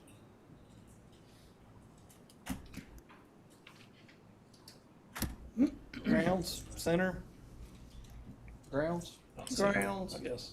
grounds. Whittier Do Heritage it. Grounds. What is? Would it be okay if we go home and think about it, and then the first meeting in June, come back and vote on the name? I mean, sure. I mean, we gotta design the logo and start ordering the signage, and so I do need to move, and that's 2 weeks away. So that's we were going to rename it until I talked to you. I thought the whole time we've been referring to it as Jackson County Fairgrounds. What about the Jackson Event Center? I don't know. Well, we already have the Charles Elders Event Center, so. Oh, yeah. I like the Heritage. That suits me. Whittier, What did you say? so. Heritage Grounds or Whittier Heritage Center. No, I don't like center. Center goes to Charles Elders. They already got that. Whittier Heritage Grounds. I'm good with that. Heritage. I'm good with that. There's three. Suits me. Whittier Heritage Grounds. Happy with that? Yeah. Thank you. I try not to make that painful. I appreciate y'all. Thank you. Well, Next up this evening, we have Mr. King with the Register of Deeds Records Retention and Disposition Schedule update. So what you have in front of you is the record retention policy by the Department of Cultural Resources in Raleigh. Register of Deeds Sergeant Sims has already approved this for her department as elected official, and she's basically asking for your support of this amendment. It's basically just establishing the same disposition schedule, retention schedule as the state archives system. So it's just a formality. Most of the documents that we have in air custody is already going with their recommendation and their criteria. So she just wanted to go on record for that. we currently have a policy. We do, and we go by the same record retention policy. There were some modifications for the register of deeds, and this is why that she needed to re-update this policy to have the current standards. So we're going to adopt the state policy, or we're going to just. We've always went with the state retention policy, Okay. so which is the best practice. A motion to accept the state policy for county records. Second? Second. All in favor? Aye. None opposed. Moving on now to a Register of Deeds refund. So this is a refund, register of deeds. It was, the law firm, Clement Law Firm, had paid $570. They only owed $559. This is a refund of $11 coming back to them. Is there a motion to approve the $11 refund? Careful that check. The next one, darling. So Yeah, double seal that sucker. Second. All in favor? Aye. None opposed. All right, moving on now to the resolution of the County Property Tax Authority. So this was a request by the North Carolina Association of County Commissioners. They have sent this out to all 100 counties. 47 of them have come back with this resolution, or a modified version of this resolution. With this board already going on record seeking property tax relief via homestead exemption, we just needed to bring it up. I didn't know if y'all would want to entertain this as an option. Basically, if you've been following the rhetoric of the state General Assembly, there has been a city commission that was adopted back in the fall, and now they have went through this process and identified a state constitutional amendment, but not really given any definitions on exactly what the people are going to give the General Assembly to do. So there's no really formula. If they would come out in the General Assembly and the Constitutional Amendment on the ballot say we're going to be unable to do this, it's kind of like all they've said is that give us the authority to change it and we'll help you. And that's all it's been said. And so that's from the associational standpoint. It's not necessarily they're questioning the reasoning why asking the people is a bad thing. It's just really giving the people more explanation as far as the empowerment that they're wanting to have over local taxation. So, with that said, I'll just leave it for y'all discussion. If you want to do something, we can put it in our format. This was just mostly discussion and to bring it up for a future agenda. For me, I would rather see their guardrails in place before we sign on to anything. Know what we're getting into before we blanketly say, let's do it. I've been following some of the email chains, and I agree. There's too much ambiguity in what they're trying to accomplish, and it's not really. The state. Yeah. But if they're only gonna increase the property taxes along with, by a certain percentage with the, inflation? There's really no, that they keep saying the word levy, and that is not exactly correct. I mean, So instead of having huge increases like we've had over the past few years, and our county didn't even take the brunt of it, there were some that were a lot worse than us. Right. So would it not, we would have smaller increments, or they couldn't increase it as much? Yeah, so there's already a state constitution that you can't have property taxes above 150 per 100 evaluations, or $1.50 per 100 evaluation. You can't go above that already. So what they're doing, I think the majority of this is because of the municipal governments. All counties last year that went through reevaluation reduced their rates. The majority of the municipal governments did not. And so that's really where a lot of this is coming from, about taxation and property taxes specifically. So I think that, but the problem is that the word levy, what does that mean? Does it mean the 50% growth? Is it like other states where they kind of control like a cost of living adjustment every single year? Or is it, we'll make the millage rate, which Jackson County will have the second lowest in the state of North Carolina. So it's not going to affect us here from that standpoint. If they say, okay, well, your state average is going to be 60 or whatever, we'll still be better than that. But if they're looking at growth, and say you have, say we have EMS services needs, 5 new ambulances or whatever, and you don't have the ability to raise any funding, then you're going to be stuck on that. So I'm saying, so that's where you get kind of, you have to think about that part of it. The way I've been thinking of it, the prime example is Haywood County. They lost the mill. You had Hurricane Helene. FEMA funds didn't pan out quite the way they thought. State fund, emergency management didn't pan out, and now they're going to have to raise 7 cents millage rate because their budget is, and they'll probably have people losing their property because they did that. But where else would you get the money? They got services that they're mandated to provide, and they can't provide them. So they're not giving a percentage of the max increase. They're just saying we'll levy it based on what we think we should. That's not that much. That's what I've been reading.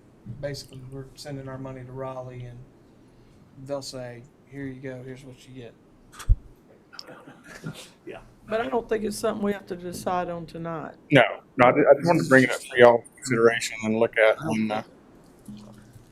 What's the point in county commissioners then? Well, I'm not a big fan of. It takes it away from the actual voting public. Yeah, it does. Instead of being able to come here and yell at us, they'll have to go to Raleigh. Or find somebody's local representative here. I mean, if there's a big project to be done, what would we do? Submit to the state, ask for additional funding? Yeah, and, currently right now, even with debt, you still go through the local government commission, but this would be on the tax end, so even if, it would be difficult. I mean, you wouldn't have the authority to look, toward the future and do any planning whatsoever to kind of come up with a methodology. Small counties are little fish in big ponds. Yeah, I don't just care for the thoughts of the state It probably having that much control. It probably wouldn't ever affect this county because even with the taxes being higher this year, our rate came down. Mm-hmm. So what they're saying is they would limit how much the rate could go up. So it probably would never affect here, but I'm like you, I don't like That's like It's Silva. I'm talking about if this passed, that the rate couldn't go up but a certain percent. Well, our millage rate didn't go up. Correct.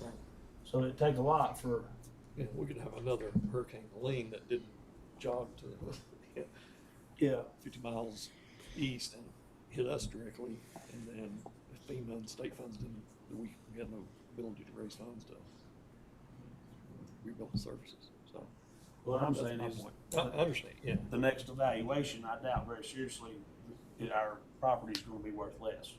Yeah. So it's gonna be worth more 4 years from now. So, anyway, we don't need to vote on it tonight. But Definitely something to think about. All right, moving on now to, one more thing on that. Sorry, Mr. Chair. you're fine. Did you say that it was going to be, or they're thinking about it being on a referendum for the voters to decide? Yeah, so earlier today, it passed the House Rules Committee, so it is going to the House floor for approval. So it did get out of committee, so they're gonna be voting on it probably in the next couple of weeks for the Constitution Amendment. But like I say, the Constitution Amendment is not saying specifically how they're gonna do it. It's just giving them the authority to do kind of whatever, as long as it's property taxes. So. Yeah, and it doesn't have to go to the governor for signature or anything. It'll just go straight to a referendum if it's passed by the chamber. Did it exit without amendments from committee, or did it have additional? No, there was no amendment. It passed out. So. That was the only thing I didn't see. So. Okay. We're moving on now to number 11, fiscal year 26-27 proposed budget. We have in front of us. Okay, and I should have. You should have a booklet, and on the first page, I'm just going to go through the message here. One, we're kind of going back and reflecting on some of the past that we were throughout the process that we were looking at. One of the biggest ones was that we weren't going to raise property tax. So this budget reflects that. But I'm just going to read it in its entirety, and then if you can go on. In accordance with North Carolina General Statute 159-11, the proposed budget for Jackson County 2026 and 27 fiscal year is hereby presented for review and consideration. The proposed budget sets forth a plan of operation for all county departments, programs, and projects for the 2026-2027 fiscal year. This proposed general fund budget for Jackson County is balanced in accordance with state law, and revenues and expenditures totaling $108,790,581.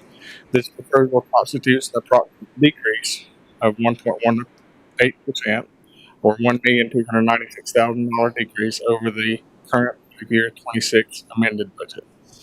The proposed budget includes a general fund tax rate of 24.522 per 100 of value, and a county-wide public safety service district tax of 6.478 per 100 value.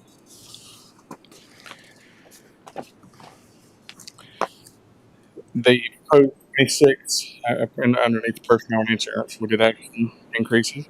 The proposed 26-27 budget contains personnel recommendations, and these recommendations include a one-step increase on a career path for all employees and a 2% cost of living adjustment, workman's compensation, and liability insurance. It is recommended all employees move up one step to the current grade and step plan, and this action is necessary to maintain the career path system. Approximately $1,396,000 is budgeted to implement the one-step increase and the 2% cost of living adjustment. Recommending that the bonus leave remain at 40 hours per week. That 40 hours will be available from July 1st for current employees, and then they'll be on a quarter system for anybody that's coming in within the year. We have several requests for salary classifications and new positions, and following are my recommendations for the 2026-2027 fiscal year. Human Resources, 1 FTE, and it's a Human Resource Generalist position. And the grounds, reclassifying 1 General Utility Worker 3 to a Crew Leader from a grade 18 to a 20. The jail, reclassification of Detention Sergeant from a 23 to a 24, and Detention Lieutenant from a 24 to a 26. And this kind of coincides with last year when y'all approved the increase in the jailer to kind of segment those folks. The health educator 1 grant funded position, moving it to a permanent position. Recreation reclassification of a general utility worker 1 to a crew leader 1 from a 15 to a 17. So out of that, really only 1 additional FTE. The hospitalization dental premiums will increase 4%. Employee rates will remain the same. Workers' compensation insurance will increase to 2%. Liability insurance will be increase of 2%. And the capital and capital improvements, their capital and capital improvement needs an amount of $4,757,014 that should be addressed in the 2026-2027 budget, and they're as follows. Equipment, $1,318,543. Vehicles, $1,546,085. Improvements, $1,892,286. And of course, these are for just basically maintaining the fleet on the vehicles, different printers, servers, computers for equipment, and then improvements. We're looking at a new carpet at the Cashew Library, Cashew Recreation Center HVAC upgrades, and the Cashew Recreation upgrades and architect fees for the building expansion, which is the new project for the swimming pool area at the Cashew Rec Center. Jackson County Board of Education current expense is proposed to allocate $11,249,965, which is an increase of $220,587. Increase in current expense for the 2026-2027 year.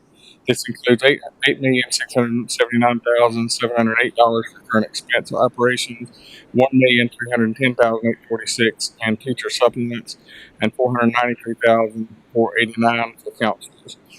We've also recommended the continuing the allocation of $540,000 for CEP lunches to all schools and $225,322 for junior RTC program. The school nurse program will continue to be funded through the Jackson County Public Department. In the capital, 40% of Article 40 sales tax and 60% of Article 42 sales tax go to public schools for capital. And 2026-2027 following items are proposed to be funded. Capital outlay $335,000, the technology $400,000, 1-to-1 $320,700, capital maintenance $375,000, and security $25,000 for a total of $1,455,700.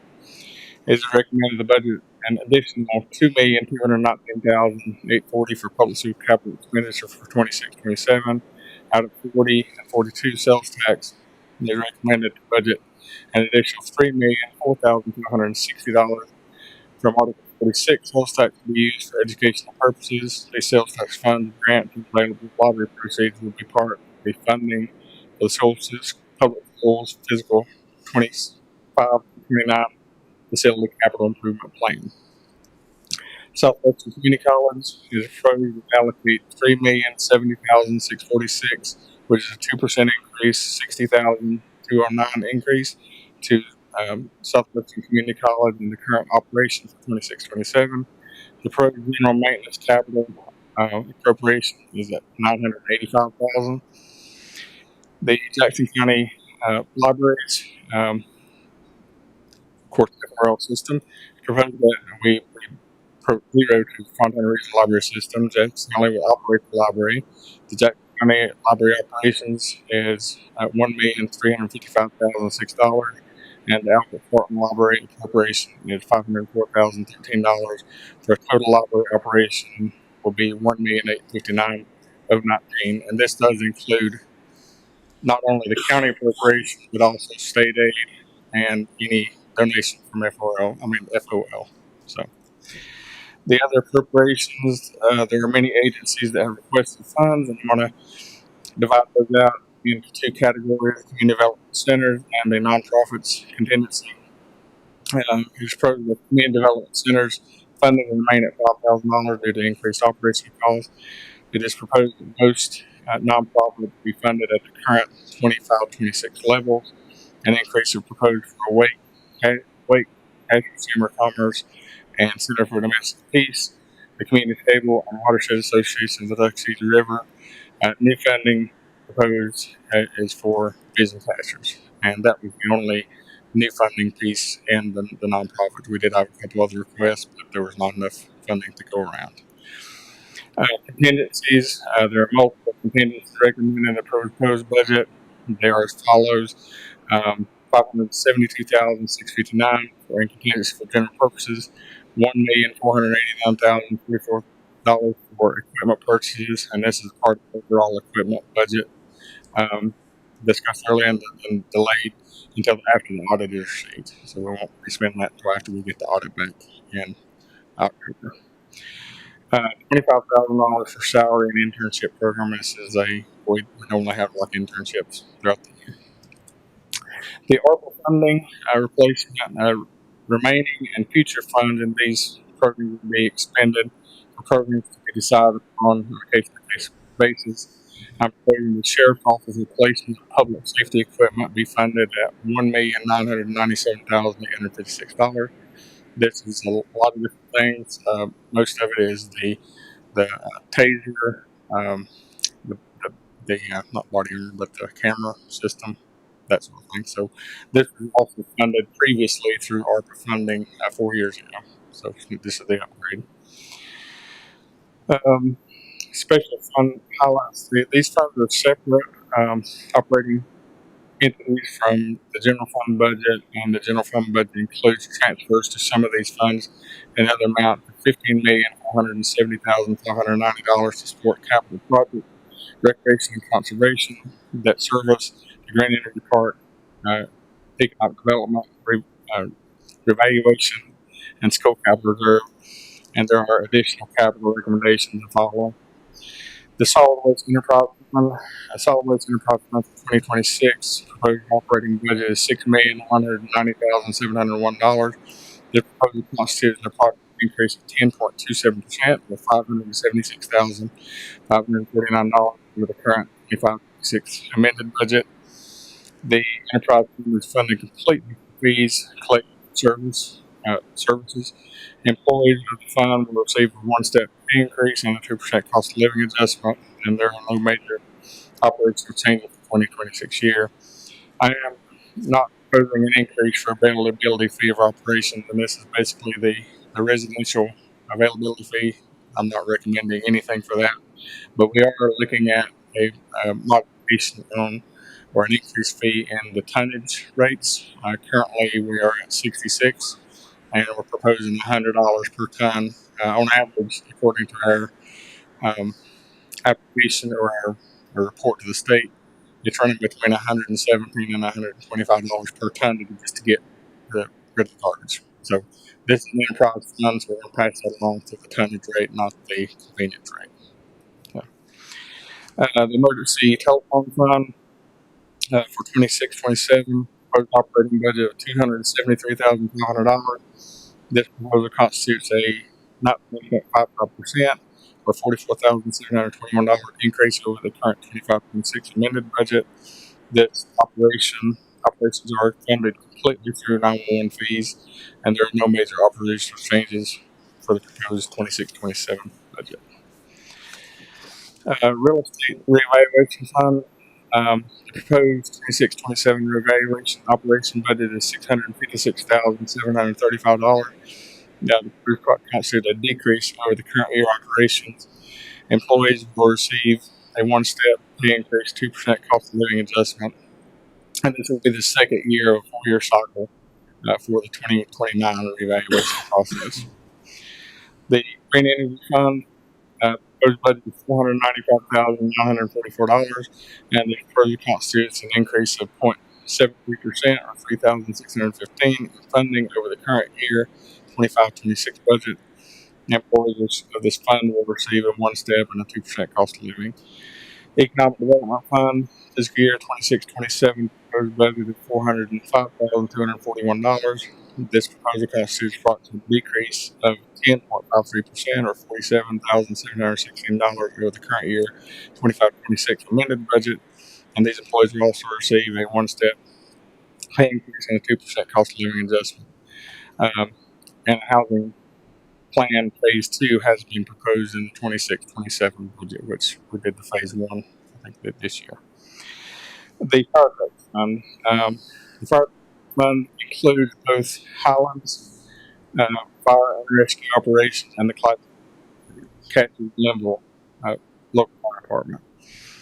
Let me kind of preface this a little bit. This is the individual fire one. This is not the county-wide, so I'll get into that one in just a second.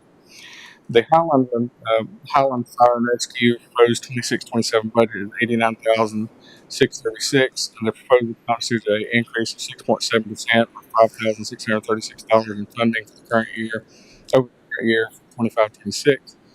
The fire tax rate is proposed to remain at 0.10150 per 100, and will provide the revenues necessary to cover other expenses.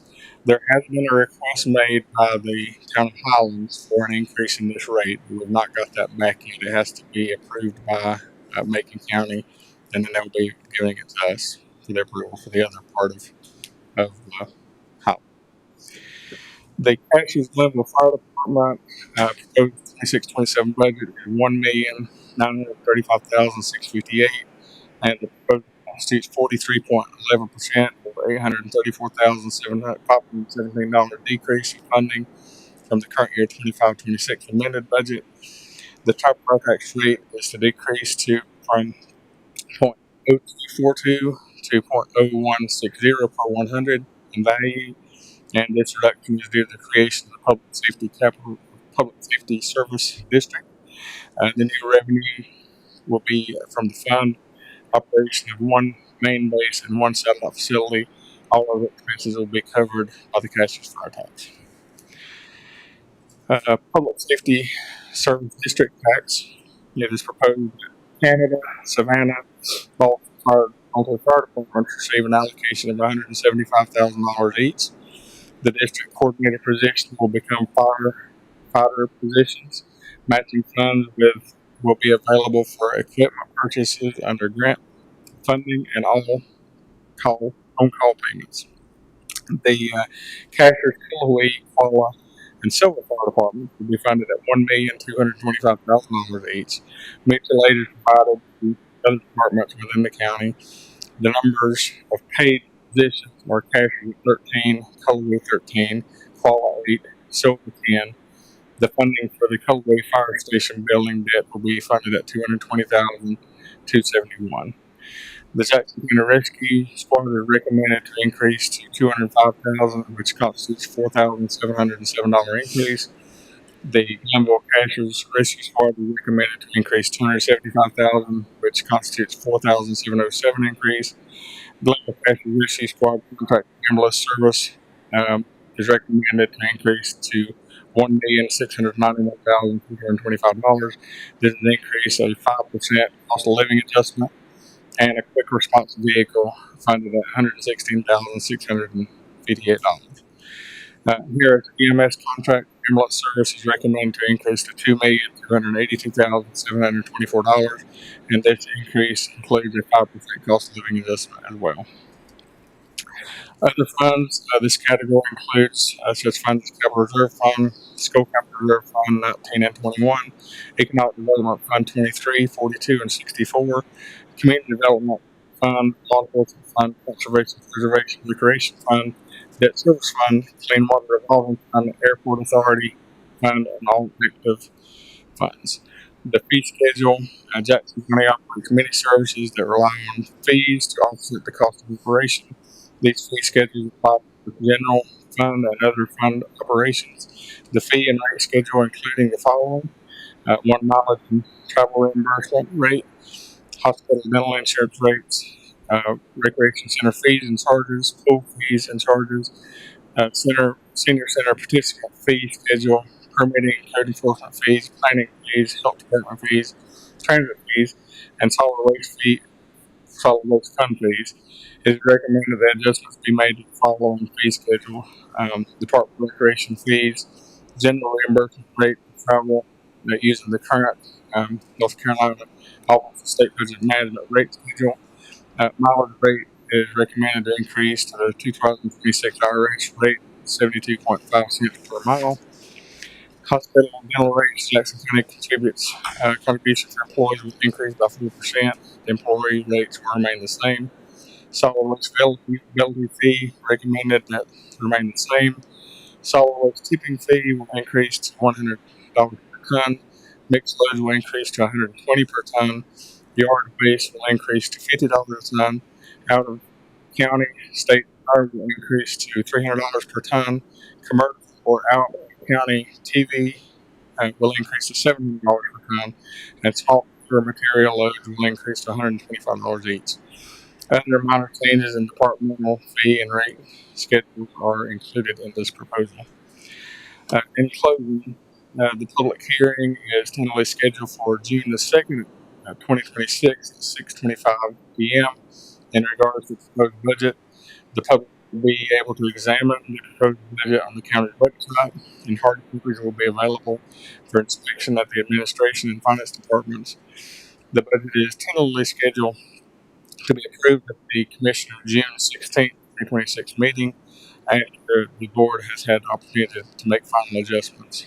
The budgeting process is always complex, demanding, and it requires time, effort, and the ability to make difficult decisions and at times recommend measures that may not be popular. Our goal is to fund all essential expenditures while avoiding any increase in the tax rate.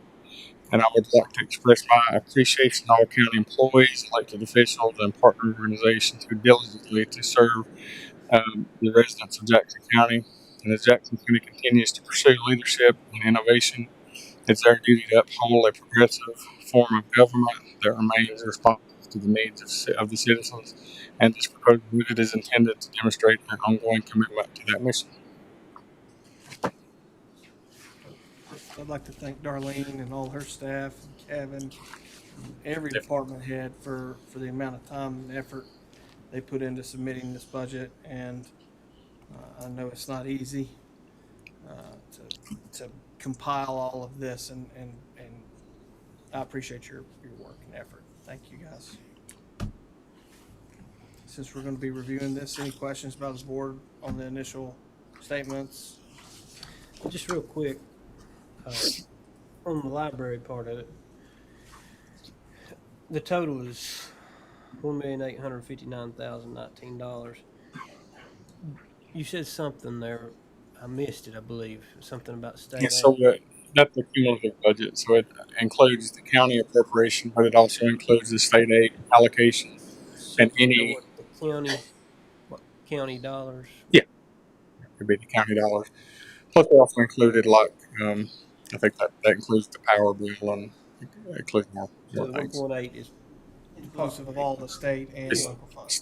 it's both state, local, and donations like through Friends of the Library. So, county dollars. Do you know what the number is for that, or taxpayer dollars?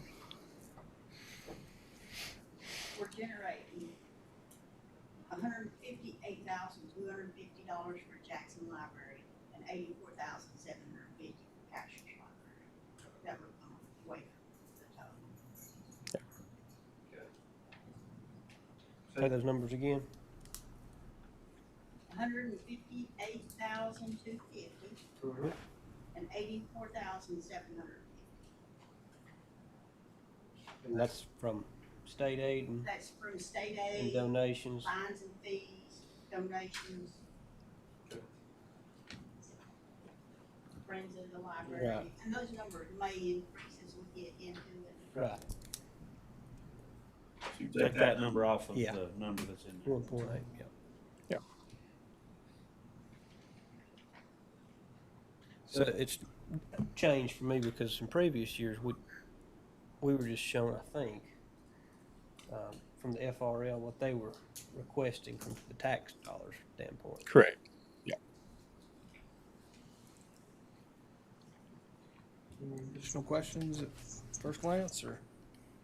I do want to thank Darlene and Kevin, both of you. Darlene, it's been my last budget, but each year, whether it be Don or now Kevin, but you always make it so smooth, and appreciate you. Appreciate you both. Kevin, you've done a good job as well. No, you've done a great job. We're so tickled we hired you. Yeah, I want to ditto that with Darlene. She does they do a fantastic job. Yeah. On the number. Thank you. Moving on now to our last item tonight, and it's the library board resolution R2604.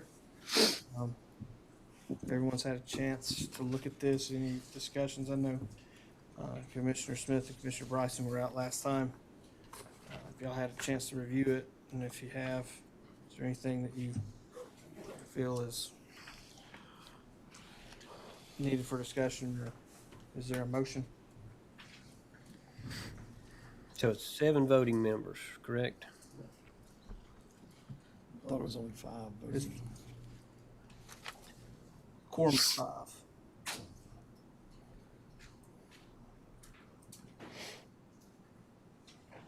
So I've got a question. If the non-voting members,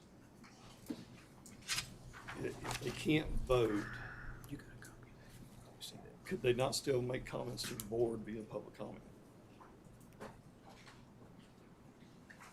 If that's the case, then why have them on there as non-voting? Well, I think their input is more than just a public comment kind of input, especially considering the fact that these are the friends of individuals. They're on site more often than probably the 5 other members, or 6 other members. I also remember the threatening email that we got back in the fall of last year that they threatened to pull funding if we didn't decide to get back into the FRL. Grace spoke on that last time, and I feel like, that was at the point where there was a lot of contentious uneasiness around what was going to happen. I think after Grace and County Manager King have had discussions with the cash. Well, I understand they're cooperating now, but I just don't see why we can't keep the same board we have now to have a smooth transition with Grace coming in there. Talking about the regional board or the advisory board, Jackson County? On the regional board, there's 3 from Jackson County. 3. just the current Jackson County. I'm The not really in advisory favor board? for that Yeah. either, so. But it wouldn't be enough either, right? I mean, I think we should appoint, we've got. This is all new. You gotta bunch of make a decision, applicants. yes. It's going to be and there was some, I do think that there were some individuals on that board that wanted to continue Right. serving. And I think we need to reach out to them and make sure that they filled out an application so that they can. And I do think that would bode well in the transition. Well, there's been some, mixed thoughts on that. They thought they were going to get to continue to serve, and so some of them didn't apply. So.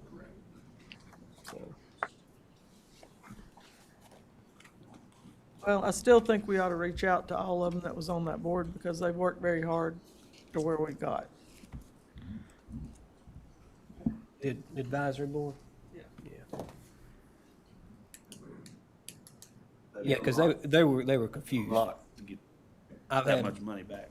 I've had several to contact me saying, or not several, but just a few that contacted me saying they didn't understand that they needed to apply. Right. Not FRL, there's The a separate advisory. board, the advisory board, Right. Not the regional board. the regional board. Yeah. So, But so it's going to be 7 voting members. 7 voting members, 9 total.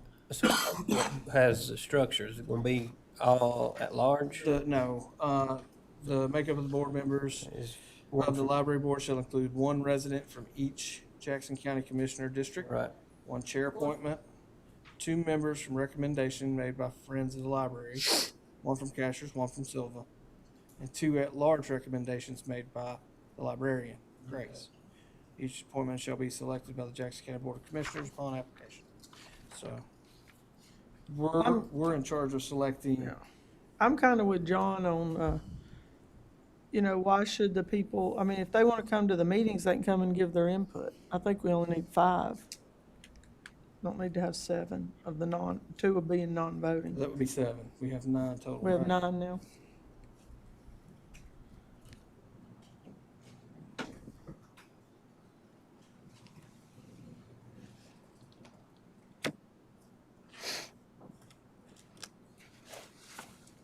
And we can have it up for discussion again, but it's getting down to crunch time.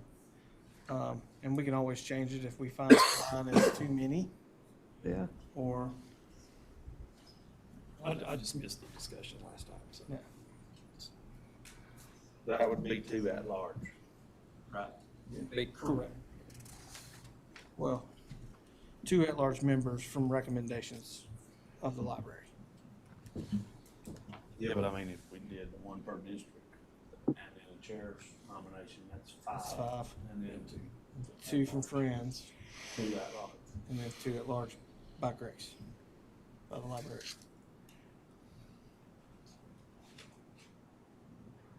So Grace would select the 2. She would select the 2. She would nominate the 2, right? Yeah. Right. That's what They would be Recommendation. her recommendation.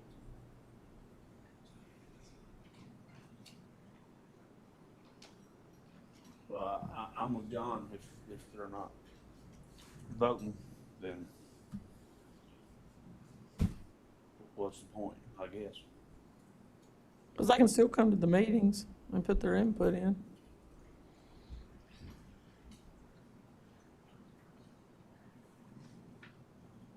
You talking about the Friends of the Library? I do know that Grace has established a very good relationship with Friends of the Library. Well, that's good. She can appoint those 2. She can. Yeah. But I can finish saying what I'm going to say. She's established a good relationship with them. And I think that it's time to move forward past everything. She's hired as a librarian. And, if she's got a good relationship with him, I trust her. Well, I trust her too, but I just don't want to go back to where it was because those people are pretty devious and mean.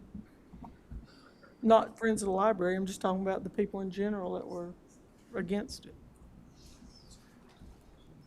I just hate for her to be stuck over there by herself. She'd be meeting with us as well, so if there was an issue, we could always address it.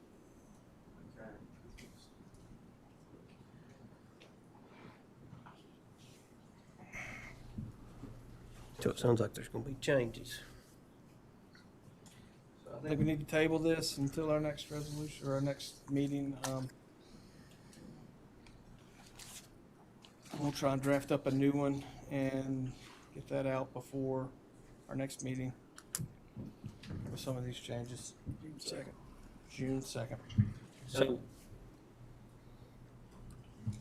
are we Basically, going we're- back? Are we going back to 5 voting members?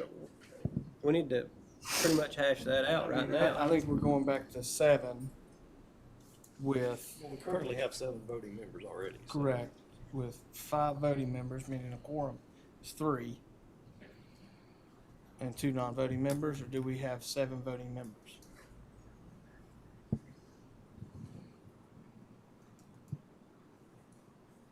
Maybe instead of the, The initial discussion, I thought, 5 was the less number you had, it would make it a little easier, but this is an advisory role, This so is these an are gonna advisory, be, if there's a legal question, they're going to be contacting legal counsel. So somebody from the Friends of the Library could be one of the voting members anyway. Correct. Yeah, there's nothing that prevents them from applying and becoming a voting member.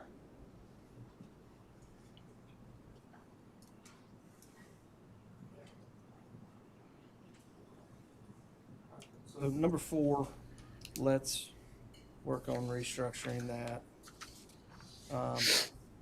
Everything else in there, everyone's fine with? Yeah, I didn't Obviously, see number anything 8, that stood we'll have out to to me. adjust. Hey, Kevin, will you throw it up a little bit more?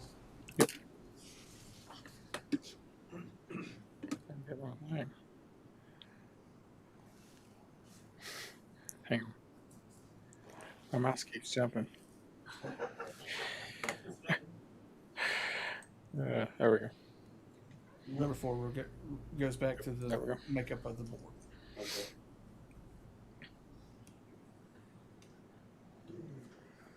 And the staggered terms that's kind of draw it out of a hat, is that? Basically. So I mean, it will I- change every Yeah, time. so we, Well, it needs to, but I didn't know how you determine who's got the 1 year, the 2 year, 3 year. we can just draw it out of a hat. I think that's most fair. Then number 8 is the quorum. We'd have to address that.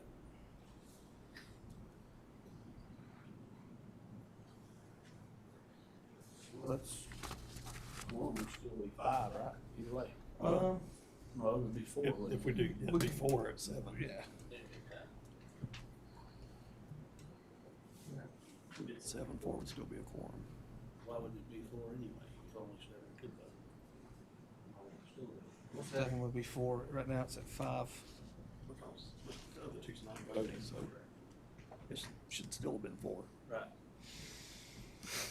Only 7 are voting.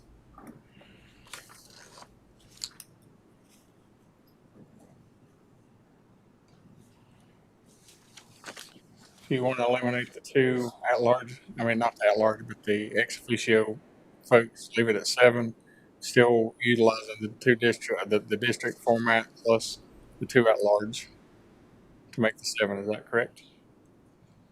Made by the library recommendation. Okay.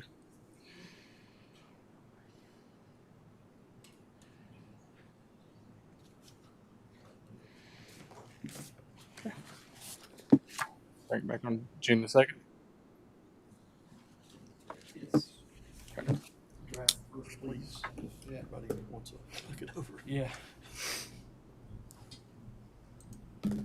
All right, no further business, no need for closed session. Is there a motion to adjourn? So moved. And a second? All in favor? Aye. None opposed? Well done.